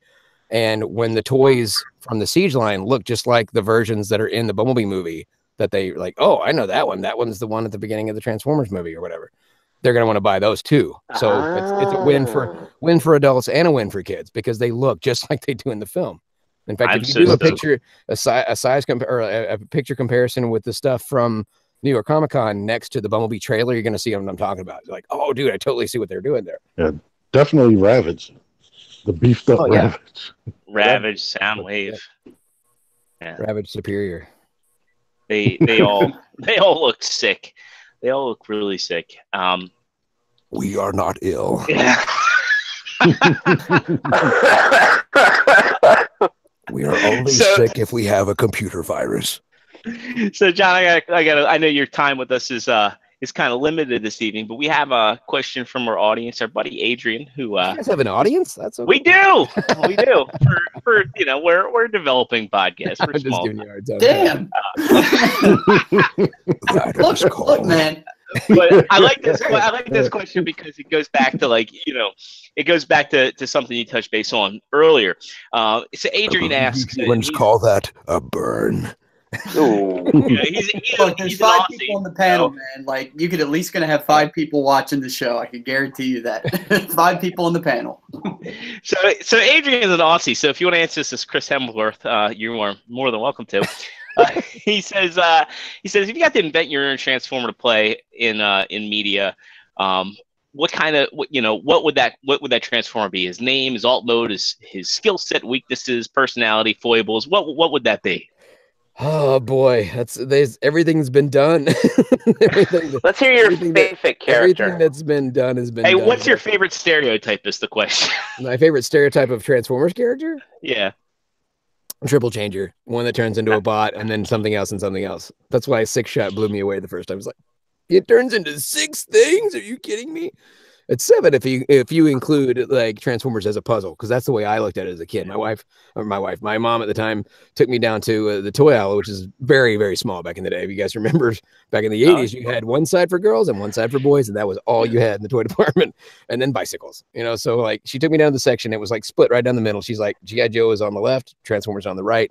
She's like, you could pick one, and that's the only one that you're ever going to get to play with from now on. I was like, well, thanks, Mom. And I looked at G.I. Joe. I saw all the small accessories. I saw that they were held together with rubber bands. And I looked at Transformers. They're a vehicle, they're a robot, and they're a puzzle. They're 3 toys in one. And I'm like, well, duh. I mean, I'd be stupid not to go with Transformers. Not to mention the packaging was just beautiful. Like it's considered art now. The original packaging art prints are worth thousands of dollars, if not more now. So yeah, I just like instantly fell in love with that brand. And Triple Changers, like as soon as they came out, I'm like, that is so freaking cool. It can be not 1 vehicle, but 2 and a robot, or it's an animal and a robot and something else. So yeah, I always wanted something that was kind of like a mixture of Transformers animated Megatron with his G2 tank, so it would be a tank and some kind of jet chopper type thing and a robot. But it would have to be Shockwave, because Shockwave's just okay. I'll explain my reason why I love Shockwave so much. Shockwave has 1 eye, 1 arm. He's purple, and he ruled Cybertron for millions of years all by himself without me. And in the comics, he defeated all the Autobots and all the Decepticons and had Optimus Prime's head on a spike, basically. So I mean, he's handicapped and he rules. Just saying. Never thought of one-eyed one. I don't even see any other special needs robots kicking that much butt. Just saying. He's basically a one-eyed, one-armed, flying purple. Never mind. Flying purple logical sensors. You had mentioned, your experience in the toy store or the toy aisle at the time. What were your thoughts on Toys R Us and the possibilities that Toys R Us may be returning in some form? I would love to see it come back. I would love to see KB Toys come back. That was always an experience for me, because where I'm from, there was no theme park. There was nothing, even open after like 9-10 o'clock. So anytime we got to go to Toys R Us, it was like Disneyland or Disney World for us, because it was like, even if we didn't buy anything, it was the coolest store ever. I mean, it's a store with nothing but toys. It's a toy store. Like you don't see a toy aisle if you're lucky in any other store. And it was always cool because my grandfather or my grandmother, they would always have a soft spot, and they would always manage to buy me like something. And it was like Mix Master or one of the mini bots, like a Bumblebee or a Clip, so it was nothing huge. I'd have to save up my own money to get my own stuff, but like that was just cool, because I knew if I played my cards right, there's a good chance I might get a Transformers out of this trip. But right now I don't know how many there are across the country, but in our area, Toy City is filling in all the Toys R Us stores. And they don't have a horrible selection. It's more like KB sized than it is Toys R Us sized. And I talked to them about, when Halloween season's over and they close down the Halloween City part of the thing, is it going to be all toys? They're like, no, it's going to stay about the same size. It might be a little bit bigger, but it won't be the entire building's worth. And so, but I was cool with that, because I found at least 3 or 4 toys that I hadn't seen anywhere else at Toy City. And I'd never even heard of it before. I'm like, hey, if they've got what I'm looking for, I'm on board. I think that's series Bumblebee. I found my leader Cyberverse Megatron and Prime there, which I hadn't seen elsewhere, and I found my my Ultra Class Cyberverse Shockwave there, and I found the Studio Series Blackout, which I'd found only at Universal City Walk for $80 freaking. And I'm like, no, holy shit, I am not giving you $80. That was kind of my reaction. A little more G-rated than that, because I had my son with me. Yeah. They have how much Predaking is at Universal Studios Hollywood? I'm gonna guess $250. Yeah, right at it. And I was like, "Jeez, it's like I can order this at Big Bad Toy Store for like what, $130, $40." Yeah, but I mean that's the only time you'll ever see it at retail. So enjoy the novelty. Yeah, I mean, it was cool to see it at retail rather than buying it on the shelf. But Toys R Us back in the day, like I could still find Trypticons there, before the end came. I don't know if you guys ever watched my Instagram story, but I did a black and white old Toys R Us commercial, black and white, and just played the Lonely Man song from the Incredible Hulk TV show.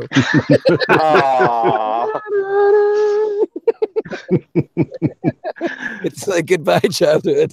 Oh man, right in the feels. Like I don't want to grow up. Like they changed the intonation of the old catchphrase. I know for T, one of the things our T-Man is famous for on his channel is his toy hunts, and it was I remember like his final Toys R Us trip. It was like putting a family dog to sleep. It's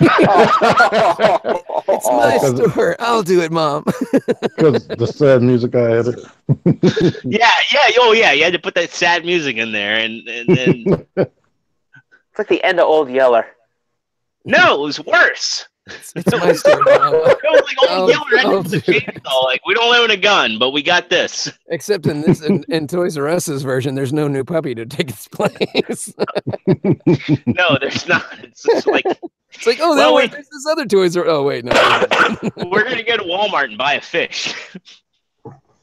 For Toy City, are they supposed to be staying until Christmas or beyond that? No, that's what they told me, is that they're staying open, like, after the Halloween season is over with. They're staying open permanently, but it's just going to be a very much smaller store. Like, the size it is right now, where it's Halloween, like 2/3 is Halloween and 1/3 is toys. They said it might be just a little bit bigger than it is right now, but it's not going to fill up the entire store. It's just not going to be Toys R Us sized. That's awesome. I think it may be a permanent thing. I don't know. If Toys R Us comes back, I would be psyched for that. But I've heard KB Toys is coming back too, so we'll see. Yeah. That's the thing, is like malls today don't have toy stores. I mean, they have like the kiosks where you have like a guy flying a helicopter people, but I hate those guys look bored flying helicopters. So will you if you play it long enough. The one thing I remember the most about going into KB Toy Store at the mall was that little cage basket of all the loud, noisy animal toys that like roll around. And it's like that's all you can hear when you went to KB Toys. Instantly, when I hear one of those things, I have a flashback of PTSD of going to KB Toys and that noise driving me insane. Because when they got the first flipping poodle, or the what is a weasel or ferret or whatever with the ball. The ball. And when they first got the Virtual Boy, I was in there trying to play virtual tennis, and all I could hear ding, ding, ding, ding, ding, ding. And I was like, I want to play this game. Leave me alone. How did those employees not commit like mass violent atrocities after hearing that for 8-hour shifts? I'm assuming earbuds. They had filters in. Yeah. Because they have those places at the mall, but that's a big open space. It's not near as bad. I remember playing Virtual Boy and KBs, and that was horrible. I was like, I wanted this thing. Not anymore. I think that's the main reason why so many parents were like, no, you ain't getting nothing. You're not even going to the store. I remember having like my Ralph Wiggum moment where I walked into a Blockbuster and played a Virtual Boy for 30 seconds and went, my head hurts. They didn't have a Virtual Boy at our Blockbuster. We were lucky to find anything there. But, I miss video stores, man. Because you would find, like, it was Indiana Jones when you went to the Blockbuster video store, because you never know what you're going to find. And I would go to as an adult, I would go to the store and like flip over the back of the thing and read the back, but in a trailer voice. Like, if I can make it, this sounds cool when I read it, then I'll probably want to watch it. If it sounds lame, I'm not going to get it. So, that's what you get. I mean, that was half the fun. You find those crazy sci-fi movies that's like, like Death Machine. You found, was it Executioners? I discovered Equilibrium through Blockbuster Video. Exactly, stuff like that. Those weird, out of the right field robot jocks. And I have a great memory about Equilibrium. With digital, with Netflix or whatever, all you see is a long list, and you can't see everything that they have. So sometimes you just don't know what you're in the mood for, and you don't know what you want to watch, and you want to be surprised, and you just cannot do that. Now I've been lucky. I've been blessed with the one place left in the United States that has a video store still. It's not huge, but man, it's not air conditioned, which is the second thing that sucks about it. But you can go through there and find movies. Like, I can see what the movie is about. I can read the back of the box. I can get a feel for, am I going to like this or not? You know, as opposed to going on Netflix, you know, like these young whippersnappers these days with their digital media. You know, I'm old school. I got to have that physical copy in my hand. Our kids were raised on orange video cassettes from Nickelodeon. Oh, nice. Man, that's the way. That's nice. In the big clamshell. Oh, boxes. Yeah. Do you remember back in we had a place called Able Movies back before Blockbuster existed. That was back when the VHS boxes were humongous. They were massive. Yes. They looked like encyclopedias. With the styrofoam in it. Yeah. I remember my sisters used to like hoard the video boxes. Then like we'd have the movie on, and I'd be so bothered by it. I'd be like, look, you can see what's happening in the movie now on the TV, and they'd be like so fixated on the back of the movie box, like this is happening in front of me. I had some when Blockbuster started doing laser discs. I'm like, no, it's not gonna happen. And they're like, no, but dude, it's like an LP, but with a movie on. I'm like, dude, it's never gonna catch on, man. It's too big. People aren't gonna dig it. And I was totally freaking right about it. What I miss is being conned by like awesome box art. You know, absolutely. They get some great artists for some of that stuff, and you're like, "Oh man, that looks amazing!" And then the movie is awful. I ended up watching something like Metal Storm, or what was the other one I used to like? How did I know it was going to have metal in the title? Those are usually the ones that have the best box art, but the worst movies. And then you actually open it, and then you open, you just said like, "Wait, no," and then it's like, you know, the image, and then it's just completely like the artist is such an incredible rendition. And they just go like, that's it. I want my 90 minutes back, but I'm already committed. I just wanted the artist that did Miami Connection. Has anybody ever seen Miami Connection other than me? Friends are forever. Yeah! Yes! Dave, you got 100 figure action points. Awesome. I found my father! My dad! I found my dad! Yeah, my dad was the worst at trying to get us to find movies. He's like, there's this movie about it's got this kid, and then there's this thing in it, and I think it's called The Sphere of Omar. My brother and I, remember the big giant book of movies that Blockbuster had in the front of the store? Oh my God. God. Old before Google existed. And we would go through there looking anything that had up to do with Omar or Sphere. And we finally figured out that it was the kid who played Elliot in E.T. And then the internet came along and we looked it up. It was called Solar Babies. And they found this. I know that movie. Like, my dad's like, oh, it had a sphere in it, though. I got part of it right. I'm like, you didn't get any of it right. That was the one with the. This is my jam right here. That was the one with the guys who were the roller skating, and it was the flying sphere. Buddy. And all the water was being held. This was before Tank Girl. Oh God, yeah, I know this one. I know this movie, and it's like zero. It's got like a 0 rating on Rotten Tomatoes. After years of trying to find this thing for my dad, it was the worst movie. It was so bad. What a payoff! I know, right? It's like, oh, why do we work so hard for this piece of crap? It's the journey. It's the journey, not necessarily the end. The destination. Sure I think there's a movie called The Journey. It's got that kid from that movie that one time. Gee, thanks for the specifics, Dad. It's going to be so easy to find. So we got one more from Nathan Simmons. He says, how's it been working with the other voice actors on Combiner Wars? Well, I didn't get to work with all of them at the same time. We did that as 2 separate sessions. So one time I worked with Frank and Jason, and the other time I worked with, I can't remember all their names, Ben and 2 of the others, and then the guy that was some. I was originally supposed to be the voice of Fortress Maxim or Metroplex, and then they just got some random intern to do it. So I don't know what happened there. Oh man! And I have no explanation as to why I didn't even get auditioned to come back to do any of the other characters, but they let half of the cast go when they went into the 2nd season. But yeah, that was my first experience doing a group record, which was freaking great. Maybe I goofed around too much in the booth. I don't know. Maybe Peter Cullen was like, I'm not coming anywhere near that guy. If you're going to hire me, he can't be on the show. I don't know.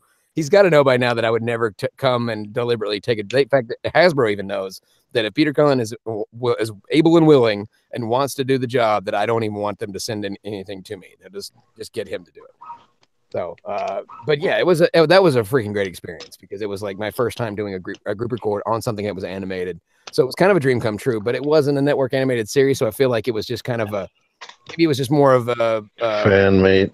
No, it was more of a premonition or a prediction of things to come than an actual like full blown animated series type thing. But most of the stuff I've worked on, in fact, I've actually heard from other directors, they prefer recording the actors separately. Because I've been in some casts with some huge names doing video game work. Never saw anybody. I saw Sean Schemmel one time, didn't even know who he was. In fact, he like got upset with me when I ran into him. We were guests at a convention together, and he was like, I was like, hey, I just wanted to apologize because I didn't recognize who you were. I didn't know who you were when I met you at the studio when we were working on Dishonored together. And he's like, yeah, I wanted to talk to you about that, and went on about how you don't ask for pictures.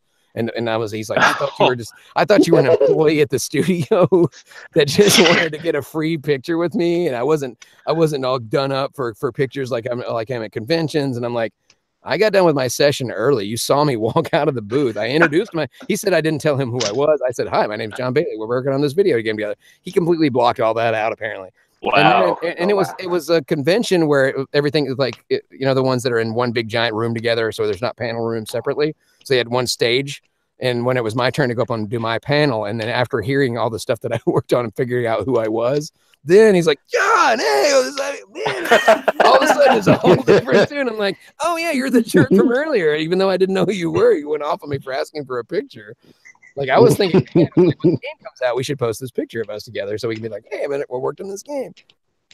And of course, he pulled the whole like, I'm just trying to help you because I made the same mistake with Phil Lamar when I was at a studio one time. I'm like, okay, I get it. You think you're a big deal, and I don't want to pay to get a picture with you because I don't know who you are. I gotta say, Phil Lamar's like one of the nicest guys I've ever met, too. I don't think Phil likes me, man. Every time I'm around him, he just acts like I'm just not there, or I don't know. I get a weird vibe. Like, I don't know. I really don't know. I was on a live stream of his it was Instagram maybe or Periscope. And he was auditioning for something that I had auditioned for, and he almost gave it away. It was for Robots in Disguise. It's out now, so I can actually say it.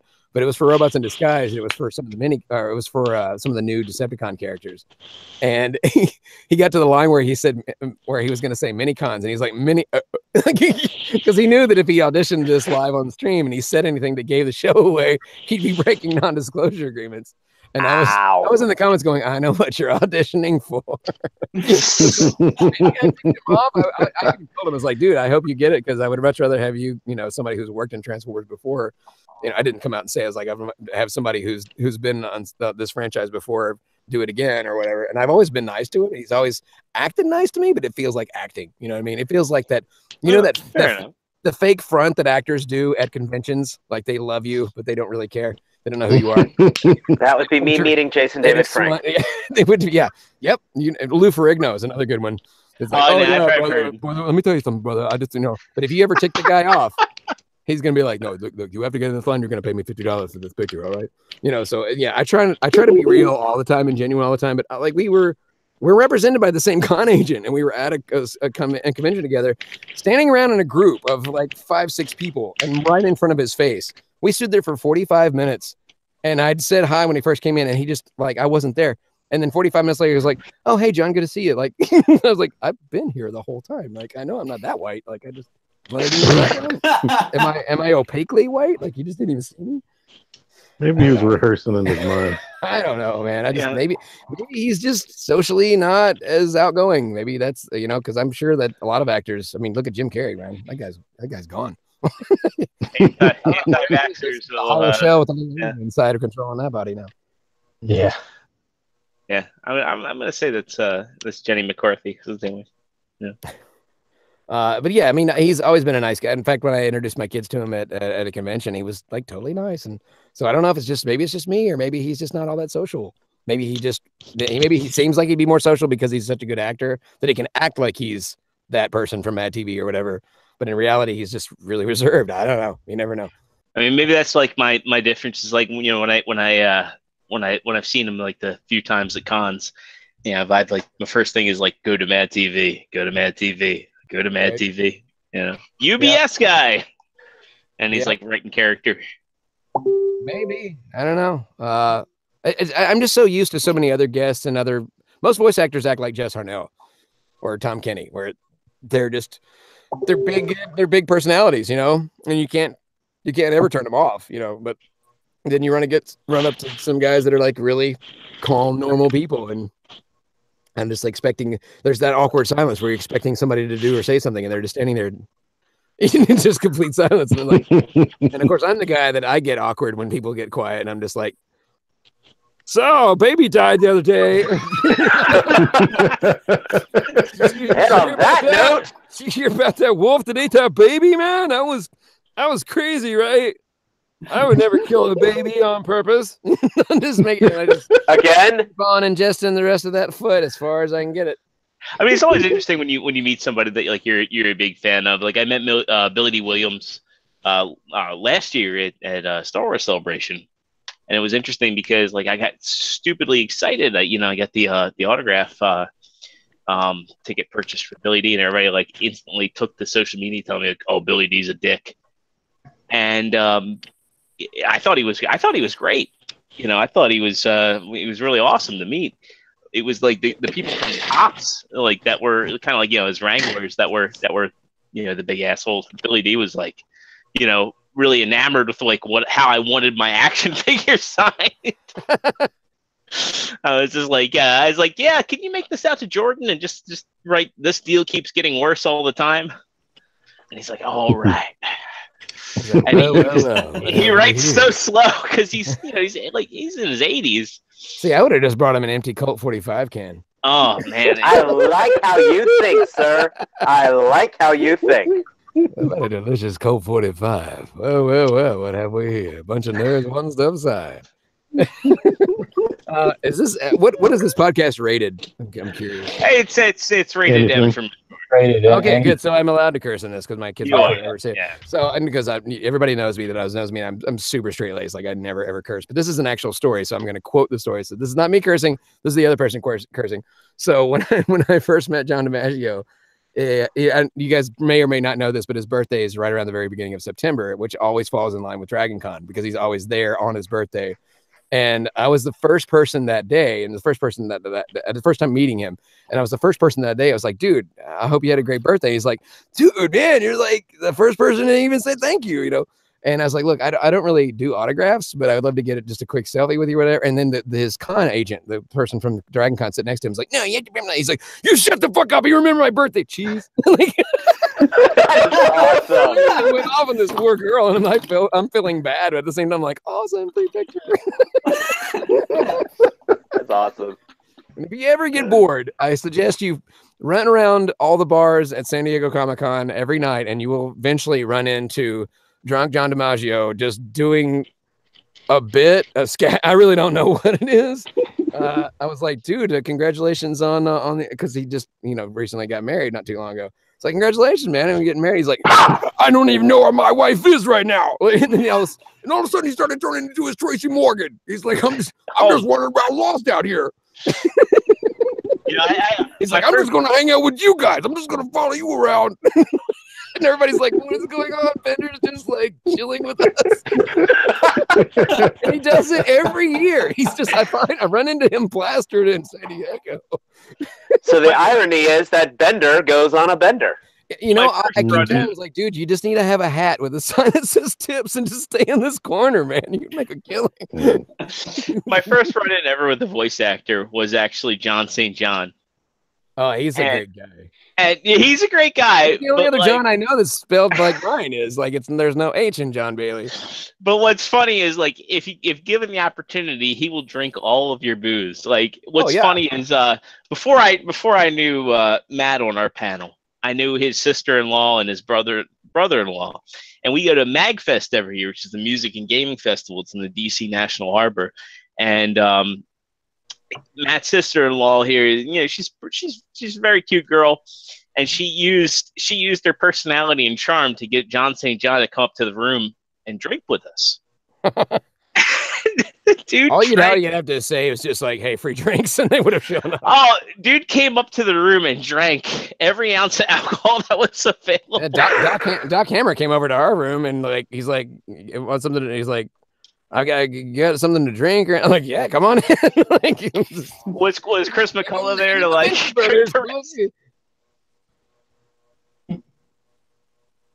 Awkward. That's awesome. So a baby died the other day. Hey, how about that? I'll seed tell you line? another good one to hang with at conventions. If you ever get a chance to hang with my buddy DC Douglas, he's one of my closer friends in this business. Yeah, Wesker and so many things. Like I can't even list all Legion things. from Mass Effect. Yeah, he's freaking great to hang with. He is a really funny dude, and he loves his eyeballs. That is just, man.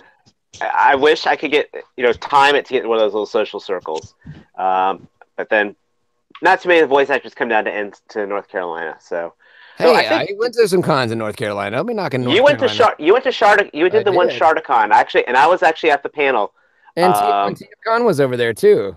Yeah, I missed that one unfortunately, but I work retail, but we all been there. But no, actually, when your Shardacon panel, that was one of the few ones I got to go to, and I dragged my wife and at the time my 2-year-old daughter, and it was an absolute fantastic experience because you were actually talking about actually what goes on with the reality of being working as a YouTube personality. I think you were mentioning you were donating one of your certain YouTube checks to charity, and it was just a very enlightening. Fiverr. It's a site where you can sell stuff for $5, and I do personal recording stuff, and then I donate half of everything to charity for Autism Society of America. Yeah. So I just say it was a very eye-opening experience to the whole industry, and of course, and your background at the time. So yeah, that wasn't much of a deal back then. I had that one crappy Star Wars Anakin Vader quad changer that I did the voice for, which was that's a great icebreaker at conventions. Because people were like, I would be going through my resume of stuff that's Transformers related. And I was like, and I was the voice of Anakin from the Anakin Darth Vader quad changer Star Wars Transformer. And then the room just goes silent because everybody hates that toy. It's a giant Transformer. And it's got me. Chad Vader does the voice of Vader in the one side, and I do the voice of Anakin the other side. And as soon as that awkward pause comes in, because nobody wants to be, there's always like one guy that's just like, and then, it's such a hated toy for whatever reason. But, my voice is in a Star Wars Transformer. Like, it's a double. It's awesome the best of those worlds. And as soon as that awkward side, I let it go for a couple of seconds, like, you're welcome. And then the whole place just cracks up laughing. Have you done many toy voices? Just for Star Wars. I'm the voice of, I fill in for D. Bradley Baker for Captain Rex. I do the voice for Captain Rex for like three toys and then a bunch of commercials. And then the voice of Anakin for 2 toys.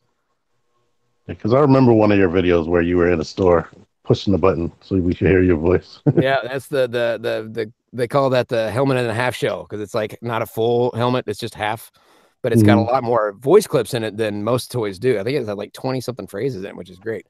Scrap those clankers. All cannons, fire on those tanks. Oh yeah. Yeah. That was it. That was cool, man. That was cool. In fact, that was the first time my parents actually acknowledged that I was, I had a job in voiceover for 3 years. Like they were like, you need to leave this for more talented people, like your brother, or you should give up on this and go get a real job, And then my mom's like, did you do the voice for this Star Wars toy? I'm like, yeah, I told you about that like 2-3 years ago. It just now came out. And she's like, went around Target like a complete insane person. My son's a toy. And she's pushing. They're gonna bring a padded wagon for you, Mom. And some big men are going to be like, come on, nice lady, let's get in the back of the van. Like, that's lots no, your son's not a toy, man. Lots of sons own that toy. So I was like, what do we got an Annabelle situation going on? My son's a toy. Oh. Well, we got you. You wanna talk about the reveals at New York Comic Con? Well, I did that on Sabertron's Twincast. I know you did. So far the Siege line is dude. They're finally making a robot out of Triptychon's little tank guy. Like that was the pile of accessories is what I called that back in the day. That's like the more I look at it, the more I think about it. Like the more I think that's like the coolest thing that they've shown so far. But I really love that Shockwave figure. In fact, I love the way they presented it too, because that's my favorite issue of Transformers of all time. That Shockwave All Are Dead.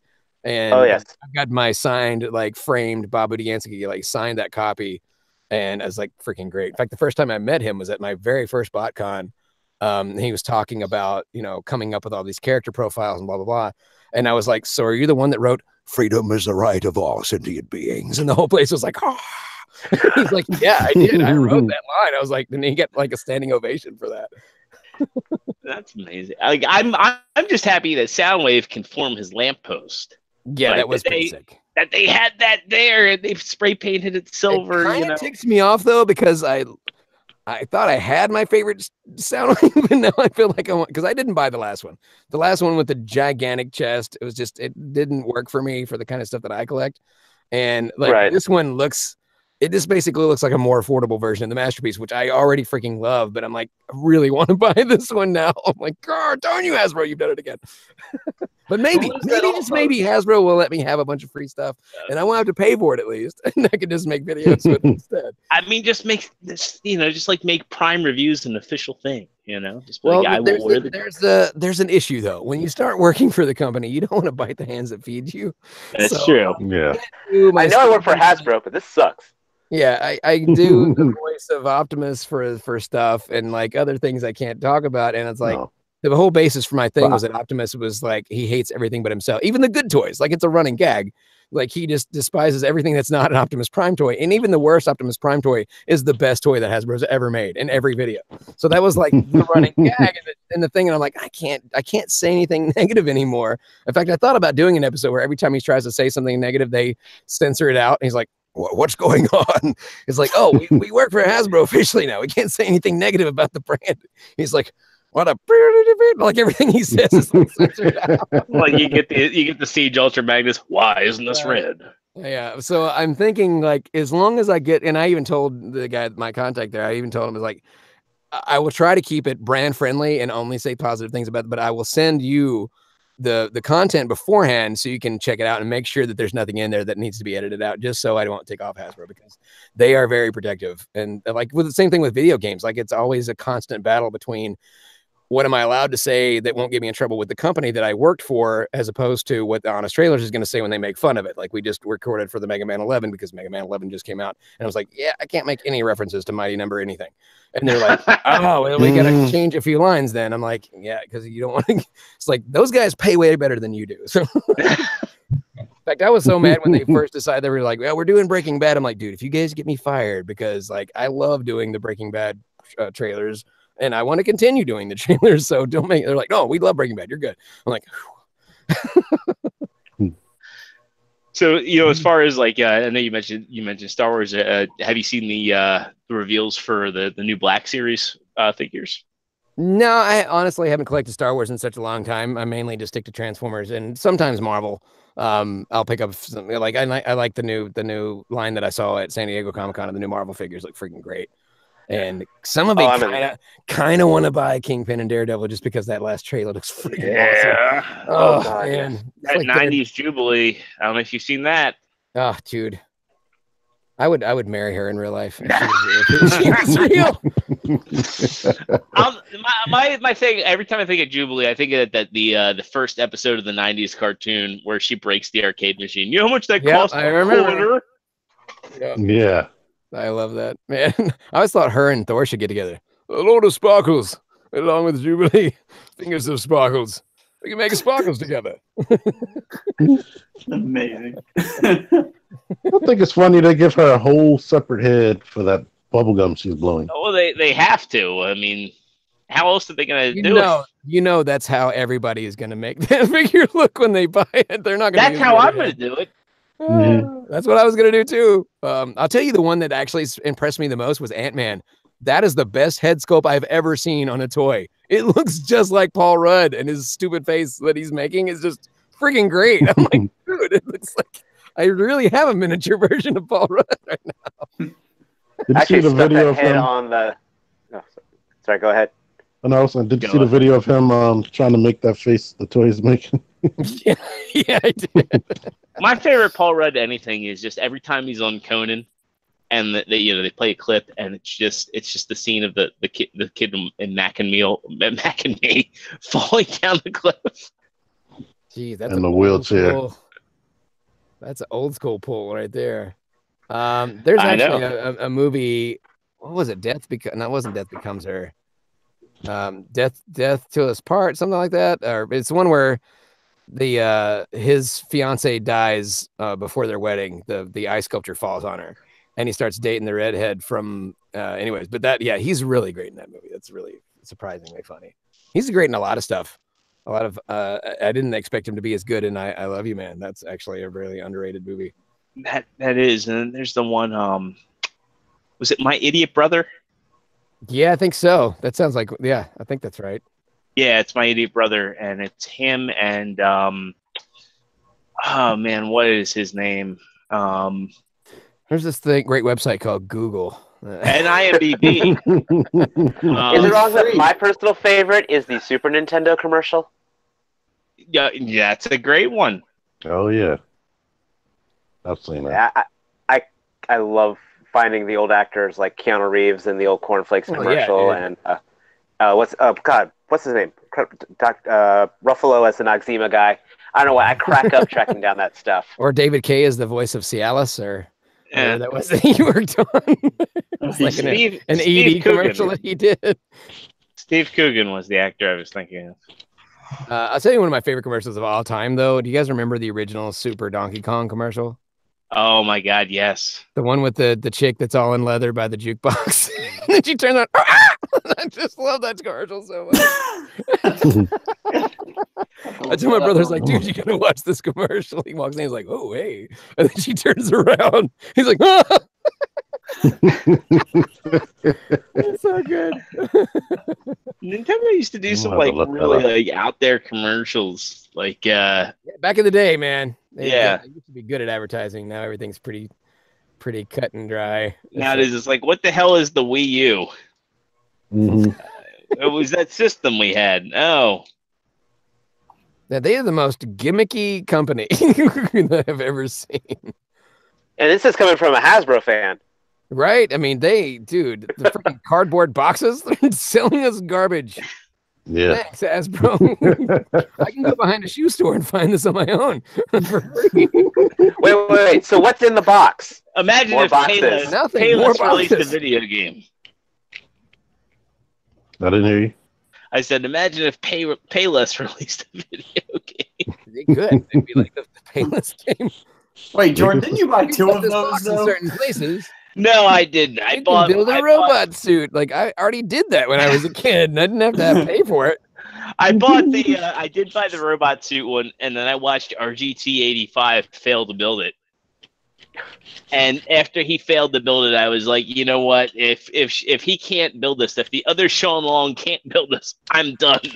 I returned it to Best Buy. The other Sean Long, you know, he's a friend of mine, right? I know. That's what I'm saying. Is that the other Sean Long is RGT85. He's a pretty good video game reviewer, and he couldn't build the suit.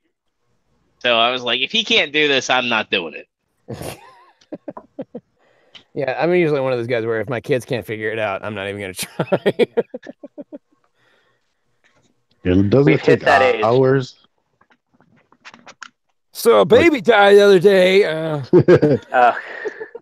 You know, other people die, John. It's not just babies. Not just babies. Old people die right now. For silence. Okay, John, I've got one for you. Since you do a lot of audiobooks. No, and I don't do a lot of audiobooks. I did some audiobooks, and I hopefully never have to do them. I would never pursue that as a career. That's what I was kind of wondering. What happens when you get if you hate the book? Well, the first one I did was called The Red Circle, and it was a military book from the guy who trained the snipers that took out bin Laden. And they gave us, I was given the book with only a week before I had to record it. I did not have enough time to read a 400-page book about, and it had all these cities over in the Middle East and all these like military names. And I did my freaking best, but some of that stuff is like impossible to say without somebody who already knows how to say it. And like, I finally, like years later, I found that there was a review section for the audiobook. And I was like, dare I look and see what people say? And it was like, clearly this guy has no idea what he's talking about. I was like, you're absolutely right, but I didn't know. We recorded that on like without the author being available to tell us how things were said. And we just did our best with Google's help to try to figure out how things were pronounced. And yeah, I gave it my best shot. But yeah, the reviews were a little negative. Jeez. But they weren't overly harsh. Like they didn't know that was my first. Like they didn't know the details behind it. Like not having, because usually when you do an audiobook, you get the book months ahead of time, so you can read through it out loud multiple times, so you're ready to go whenever it's time to record it. And I had no prep time, and like we rushed through that the last day in order to make my flight back home. We recorded 17 hours straight. I was ridiculously exhausted. That was the longest session I've ever done, and all that for like $2,000 for like a week's worth of recording. And I'm like, wow. never again if I can help it. Am I ever going to do this again? Because I can make that or more doing a job that only takes 5 minutes now. So it's like, I don't want to. I have a question. I don't know if you can answer. I'm sorry, Keith. The way when Peter Cullen came back to Transformers for the Transformers movies, or the Michael Bay movies, how did you feel about the way he was doing the voice? Like for me, I feel like instead of him having a normal conversation, it always sounds like he's narrating everything. I think it's because in that first movie, they pitched all the voices down a lot. Like they slowed them down to make them sound like they didn't sound like the real voices anymore. And if you notice the following movies, they don't do that anymore. And like originally it was like they cut all the breaths out because robots don't breathe. That always bothered me whenever you'd hear a robot talking and then they would do that. Because I'm like, what are they breathing? They're robots. They don't need oxygen. They don't need oxygen. Are they faking it just to try to fit in better? Or like, what's going on? And then that first movie, they like really like pitched everything down. Like you could just listen to it and compare the two movies together. You can hear the difference. And then the third movie, he had a cold or something. You can hear it. Like you can hear the nasal quality. Like he was not well when he did that third one. So they've been all over the place with the voices. The best that they actually did was when they did Transformers Prime.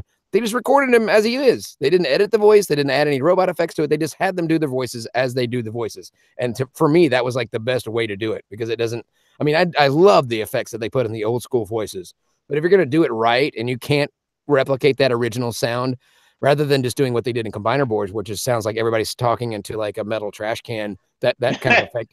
Well, I'm not knocking it. I'm just saying that effect is a pretty simple effect. If you wanted to make it, I use one on Audacity called Phaser, which makes it sound a little more like G1 whenever I do the voice for it for my own content. But if you can't replicate that, just let them do the natural voice. It sounds so much better. But that first time, like hearing Optimus Prime's voice coming out of that, seeing him transform for the first time, freaking blew me away. It was freaking great. And I loved it. But yeah, I loved that. But I mean, he wasn't like narrating throughout the entire movie. I mean, the guy could sell glasses to a blind person with that voice because he can just like, before time began, blind people existed. You need a pair of glasses to see beyond freedom. You know, it's like, I would be like, yeah, I'll buy a pair. I can't see, but I'll be urge to buy glasses rising. Like, you know, so like, yeah, when the appropriate time was, but no, like when he's like, hurry, we need the glasses, like all the stuff in the middle, like he's not narrating everything throughout the entire film. But the big epic speeches was because he was like telling a story. Anytime he's telling a story, he goes into that narration mode. Like when he talks about Cybertron, the opening with the whole, before time began speech, and then the ending speech where it's like, we send this message to blah, blah, blah, and the star, those are all like storytelling. And you can always tell his like storyteller voice versus his just regular conversation voice. He was the most conversational in Rescue Bots, probably. Huh. But yeah, I didn't have a problem. In fact, I was psyched. In fact, I was even happy when I found out that he was coming back for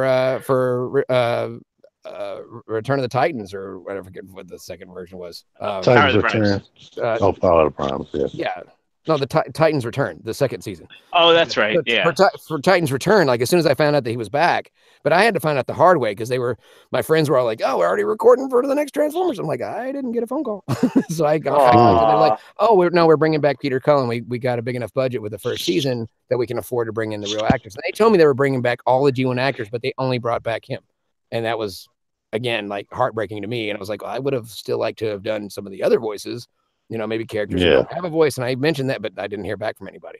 But I personally don't have a problem with him reprising the role that he came up with in the first place. I'm not going to be mad about it. In fact, there was a time something similar happened one time. I auditioned for Harrison Ford's voice for Ender's Game, and then they hired me for it, and then they canceled the job. And I'm like, well, what happened? It's like, well, Harrison Ford said he wanted to come in and do it himself. I'm like, oh, I can't be mad at Matt. I mean, who does Harrison Ford's voice better than Harrison Ford? And then they called me back again a third time and said, hey, session's back on. Can you come in? I'm like, I thought you got Harrison Ford to do it. It's like, well, Harrison came in drunk and high and like apparently he just read it like he was reading a phone book and he was just really bored. He didn't even try. Like he literally just read.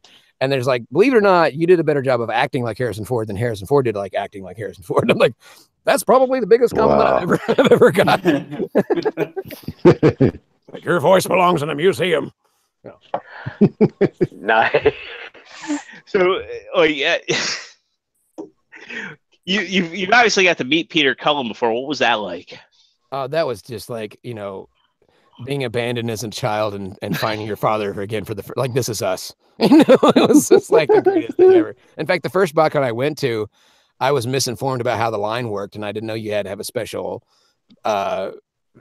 bracelet to get in, and the line was already cut off by the time I got there. And I got there 2 hours early, which means people started lining up like 4, 5, 6 hours early, and I just totally missed out. I literally almost cried because I was brokenhearted that I was finally going to get a chance to meet the guy, and I didn't get a chance. That was BotCon 2010.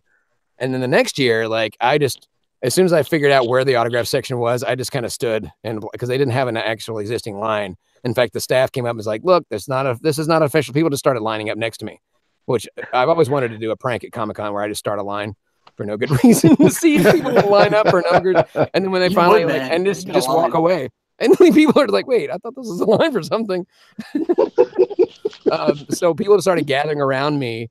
And it was like, look, people, this is not an official line. We don't know where Peter's going to sign yet. I kind of had a general idea. I was like, I just want to be close to the front. I don't want to get cut off again because I know they're only going to do like 200 people. And if you get in after that, you're not going to make it in. So I would have been first in line, but I got trampled on by a bunch of teenage girls that literally just pushed me out of the way, literally almost knocked me on the floor. So I ended up being the 10th person to see him instead.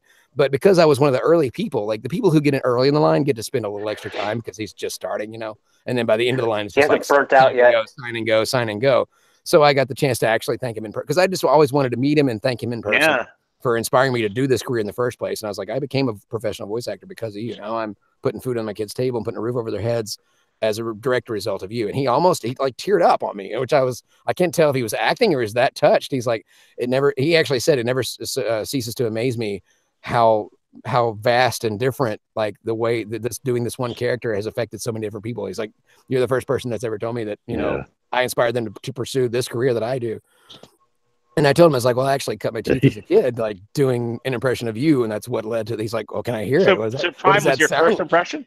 No, it wasn't my first impression, but that was the voice that made me want to be a voice actor. I started doing impressions when I was 4, like with Grover and Mr. Rogers.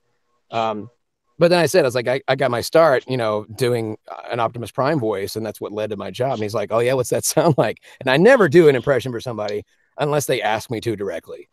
And I had almost lost my voice, and I was like, but even when I lose my voice, I can still kind of do Prime pretty well. And I was like, well, it sounds like Autobots transform and roll out. And he's like, he kind of like took a triple take. He's like, whoa, that was he's like, come in here and give me a hug, man. And he like hugged me. So yeah, that was like a truly great experience. And then the next year I got to do the VIP gold thing, and we got to hang out behind and chat for a minute. And I met him after they premiered that 7-minute clip or whatever it was of the first movie or second movie. I can't remember now. No, I think it was the second film. That was one where Bay actually came out and talked about how he was a huge Transformers fan because he watched some Transformers cartoons. And I can't tell you I can't tell you anything about what I know. All I can say is that Travis Knight is an awesome dude, and he knows stuff. He legit is a Transformers. I love Coraline, Paranorman, and Kubo and the Two Strings. Oh, Kubo is freaking amazing. Yeah. Coraline too. Like both of those are fantastic. Yeah. And like he is a legit. I can't tell you how I know this, but he's a legit nice, down to earth dude who actually truly loves Transformers. Like he's a legit fan. Yes. I can't wait till I can actually say what I can say. We'll just assume you Googled it right now. Yeah, 3 more months to go. See the trailers, like I've been saying on the show for the past several weeks. You know, I'm really excited for this Bumblebee movie, and I think it's going to be the movie people have been waiting for. I can or cannot say that this is definitely the best of all the live action movies. Yeah. The next meeting is starting in 5 minutes. I don't know what that means. Got it. Understood. Is there more meetings going on here? Well, we are getting close to our wrap up time. John, thank you so much for joining us tonight. It's been an absolute blast and a pleasure. Definitely. Thank you so much. And You know, it's we had our list of questions. I think like a lot of these you answered without us having to ask. Exactly. Yes. So it's been totally awesome. For folks that aren't familiar with your work, where can they find you at on social media and on YouTube? Just Epic Voice Guy on all the things. There we go. So yeah. Until that day, until all are one. Man, the hair on my arm just went up. Is that the only thing? I do not I know. was going to say, look. Yeah, exactly. Well, and then, yeah. and then the thing rose. The thing rose. Jeez. Poor John doesn't have. He's not watching. I don't think so. He has. I'm holding I'm holding. Okay. Everything. Gonna If you say saw everything, I'd be. I tried to join video, but it wouldn't let me. It's got some kind of You're better off. Hangouts cannot use the selected camera without a working camera, and like it has a working camera. I don't know what's going on. Oh well, sorry. I tried. You wouldn't be able to see anything in here anyway. This booth is ridiculous. It's a walk-in closet, but it's got double moving blankets on every wall. It's just a dark room. That's all it is. That's all good. Yeah, for some of us, I'm just surrounded by masterpiece figures. Yeah, I get a lot of room echo if I was doing this in my office where my collection is. But I would have loved to shown everybody what my stuff looks like. But oh well, sorry. Return to form for Prime reviews. Yeah, right. Well, actually, Prime, I don't show the collection off in Prime reviews. I just show a couple of hands and a toy. Prime tours. Well, if you ever want to come back on here and show your collection off, No, I'm good. I'm just kidding. Shut that down quick. Is this the portion where I drop the microphone on the ground? and it transforms and runs away. I think you already did. Okay, luckily you guys all wore your brown pants, so. Oh. I'm glad my wife didn't hear that. I got the blue pants on. I'm like one leg up. Boom. You can see I shit myself. I do not. Anyway, I am not wearing pants. It's just two pistons in a rod. All right, guys. Thanks for having me on. I appreciate it. Dude, thank you so much. Thank you very much, man. Absolute pleasure. Thank you for taking time out of your Friday night. It's much Thank appreciated. you so much. Appreciate it. Bye, guys. Take care, man. All right, that's been an absolute pleasure. We'll go down the panel real quick as we wrap this show up. True Star Screamer, where can people find you at? You can find me on PlayStation Network at True Star Screamer, of course, Instagram at True Star Screamer, again, TRUs, and on the Facebooks at David Lutwack. Now, one quick thing before you peace out. You had a contest you were running. Did you have any entrants? I can't give it to T-Man. Oh. Well, then I think next week we'll have to do one of our standard off. Yeah, Wheel of Death. But you know what? Deadpool needs a home. To keep things interesting, we'll include T-Man on it. If T-Man wins, if I win it, I'll give it away on my channel. Yeah. If T-Man wins it, I'll pay for shipping, and he can give it away on his channel just to keep things interesting. He's in there. So. All right. I'll let this go one more week. We should have had enough viewers tonight. Okay. So for those of you still listening, it is hashtag Figure Action Podcast. Post your best action figure photography on Instagram with the hashtag Figure Action Photography, and you have a chance to win. If we don't have any entrants, we're going to do the Wheel of Death next week, and that Deadpool could possibly get a T-Man where I'll have to pay the shipping. And Nate Simmons says he entered. Oh, Nate Simmons entered. So, yeah. So, till next week, could be Nate Simmons. If Nate Simmons is our only entrant, so stay tuned. Yeah. Parts Former, where can people find you at? I am Parts Former here. I'm Parts Former on Twitter. I'm Parts Former. I thought you were saying you were Part Former there. I didn't. I haven't. No, you didn't. It's very late. I know it is. Parts former everywhere, pretty much. And find me here or on T-Man's on occasion as a special guest star. And now he's just groping a Metroplex just out of nowhere. Like, what? I Is know, he and fucking dancing with it? What is he doing? No, he was just in my arm's reach, so. Yeah, And now he's in the frame. That's all there is. And those ratchets still work. Yeah, very well. Of course the ratchets still work. The ratchets. Well, his batteries don't work. Wake up. I don't think beating it's gonna work. I Joe, can where can assure everybody? you beating it works. Oh God, Joe, where can everybody find you at? Everybody can find me here on Friday night and on Instagram at JoeFigure83 and on Facebook, Joe Crab. Very cool. T-Man, when you're not molesting Metroplex, where can people find you at? You can find me here. You can find me here every Friday, unless I get sick or an emergency happens. Or you can find me on my YouTube channel, T-Man978. And I'll be doing my chill reviews and toy hunts and all that crap. Or T-Man978 anywhere. So come look for me if you want to find me. Very cool. As for me, you can find me here every Friday night. You can find me on Twitter at The Original Zero. You can find me... Molestroplex in the You can find me not molestroplexing. You can find me on Xbox Live at Extra Space Zero, and PlayStation Networks is Extra Zero in all one word. You can find me on the Facebook groups as James Jordan. And as always, as I try to talk over Metroplex's joints. Hey, look, I can mute people. Hey, this is why Partsformer is my favorite friend tonight. Thank you for joining us. Super special thanks to Jon Bailey for coming and hanging out with us as long as he did. It's, really a pleasure to have him take the time out of his Friday night. It was a super pleasure having him here chatting with us. And we're really grateful for having him on tonight. We thank you for being in the audience tonight. Thank you for watching. Thank you for listening. Again, make sure if you haven't already, hit that like button. Hit that subscribe button, click the notification bell, subscribe to us on Podbean and the iTunes and Google Play stores. Again, we're Figure Action. Thank you so much. You have a fantastic evening, and we'll see you next Friday. See you guys. Peace out.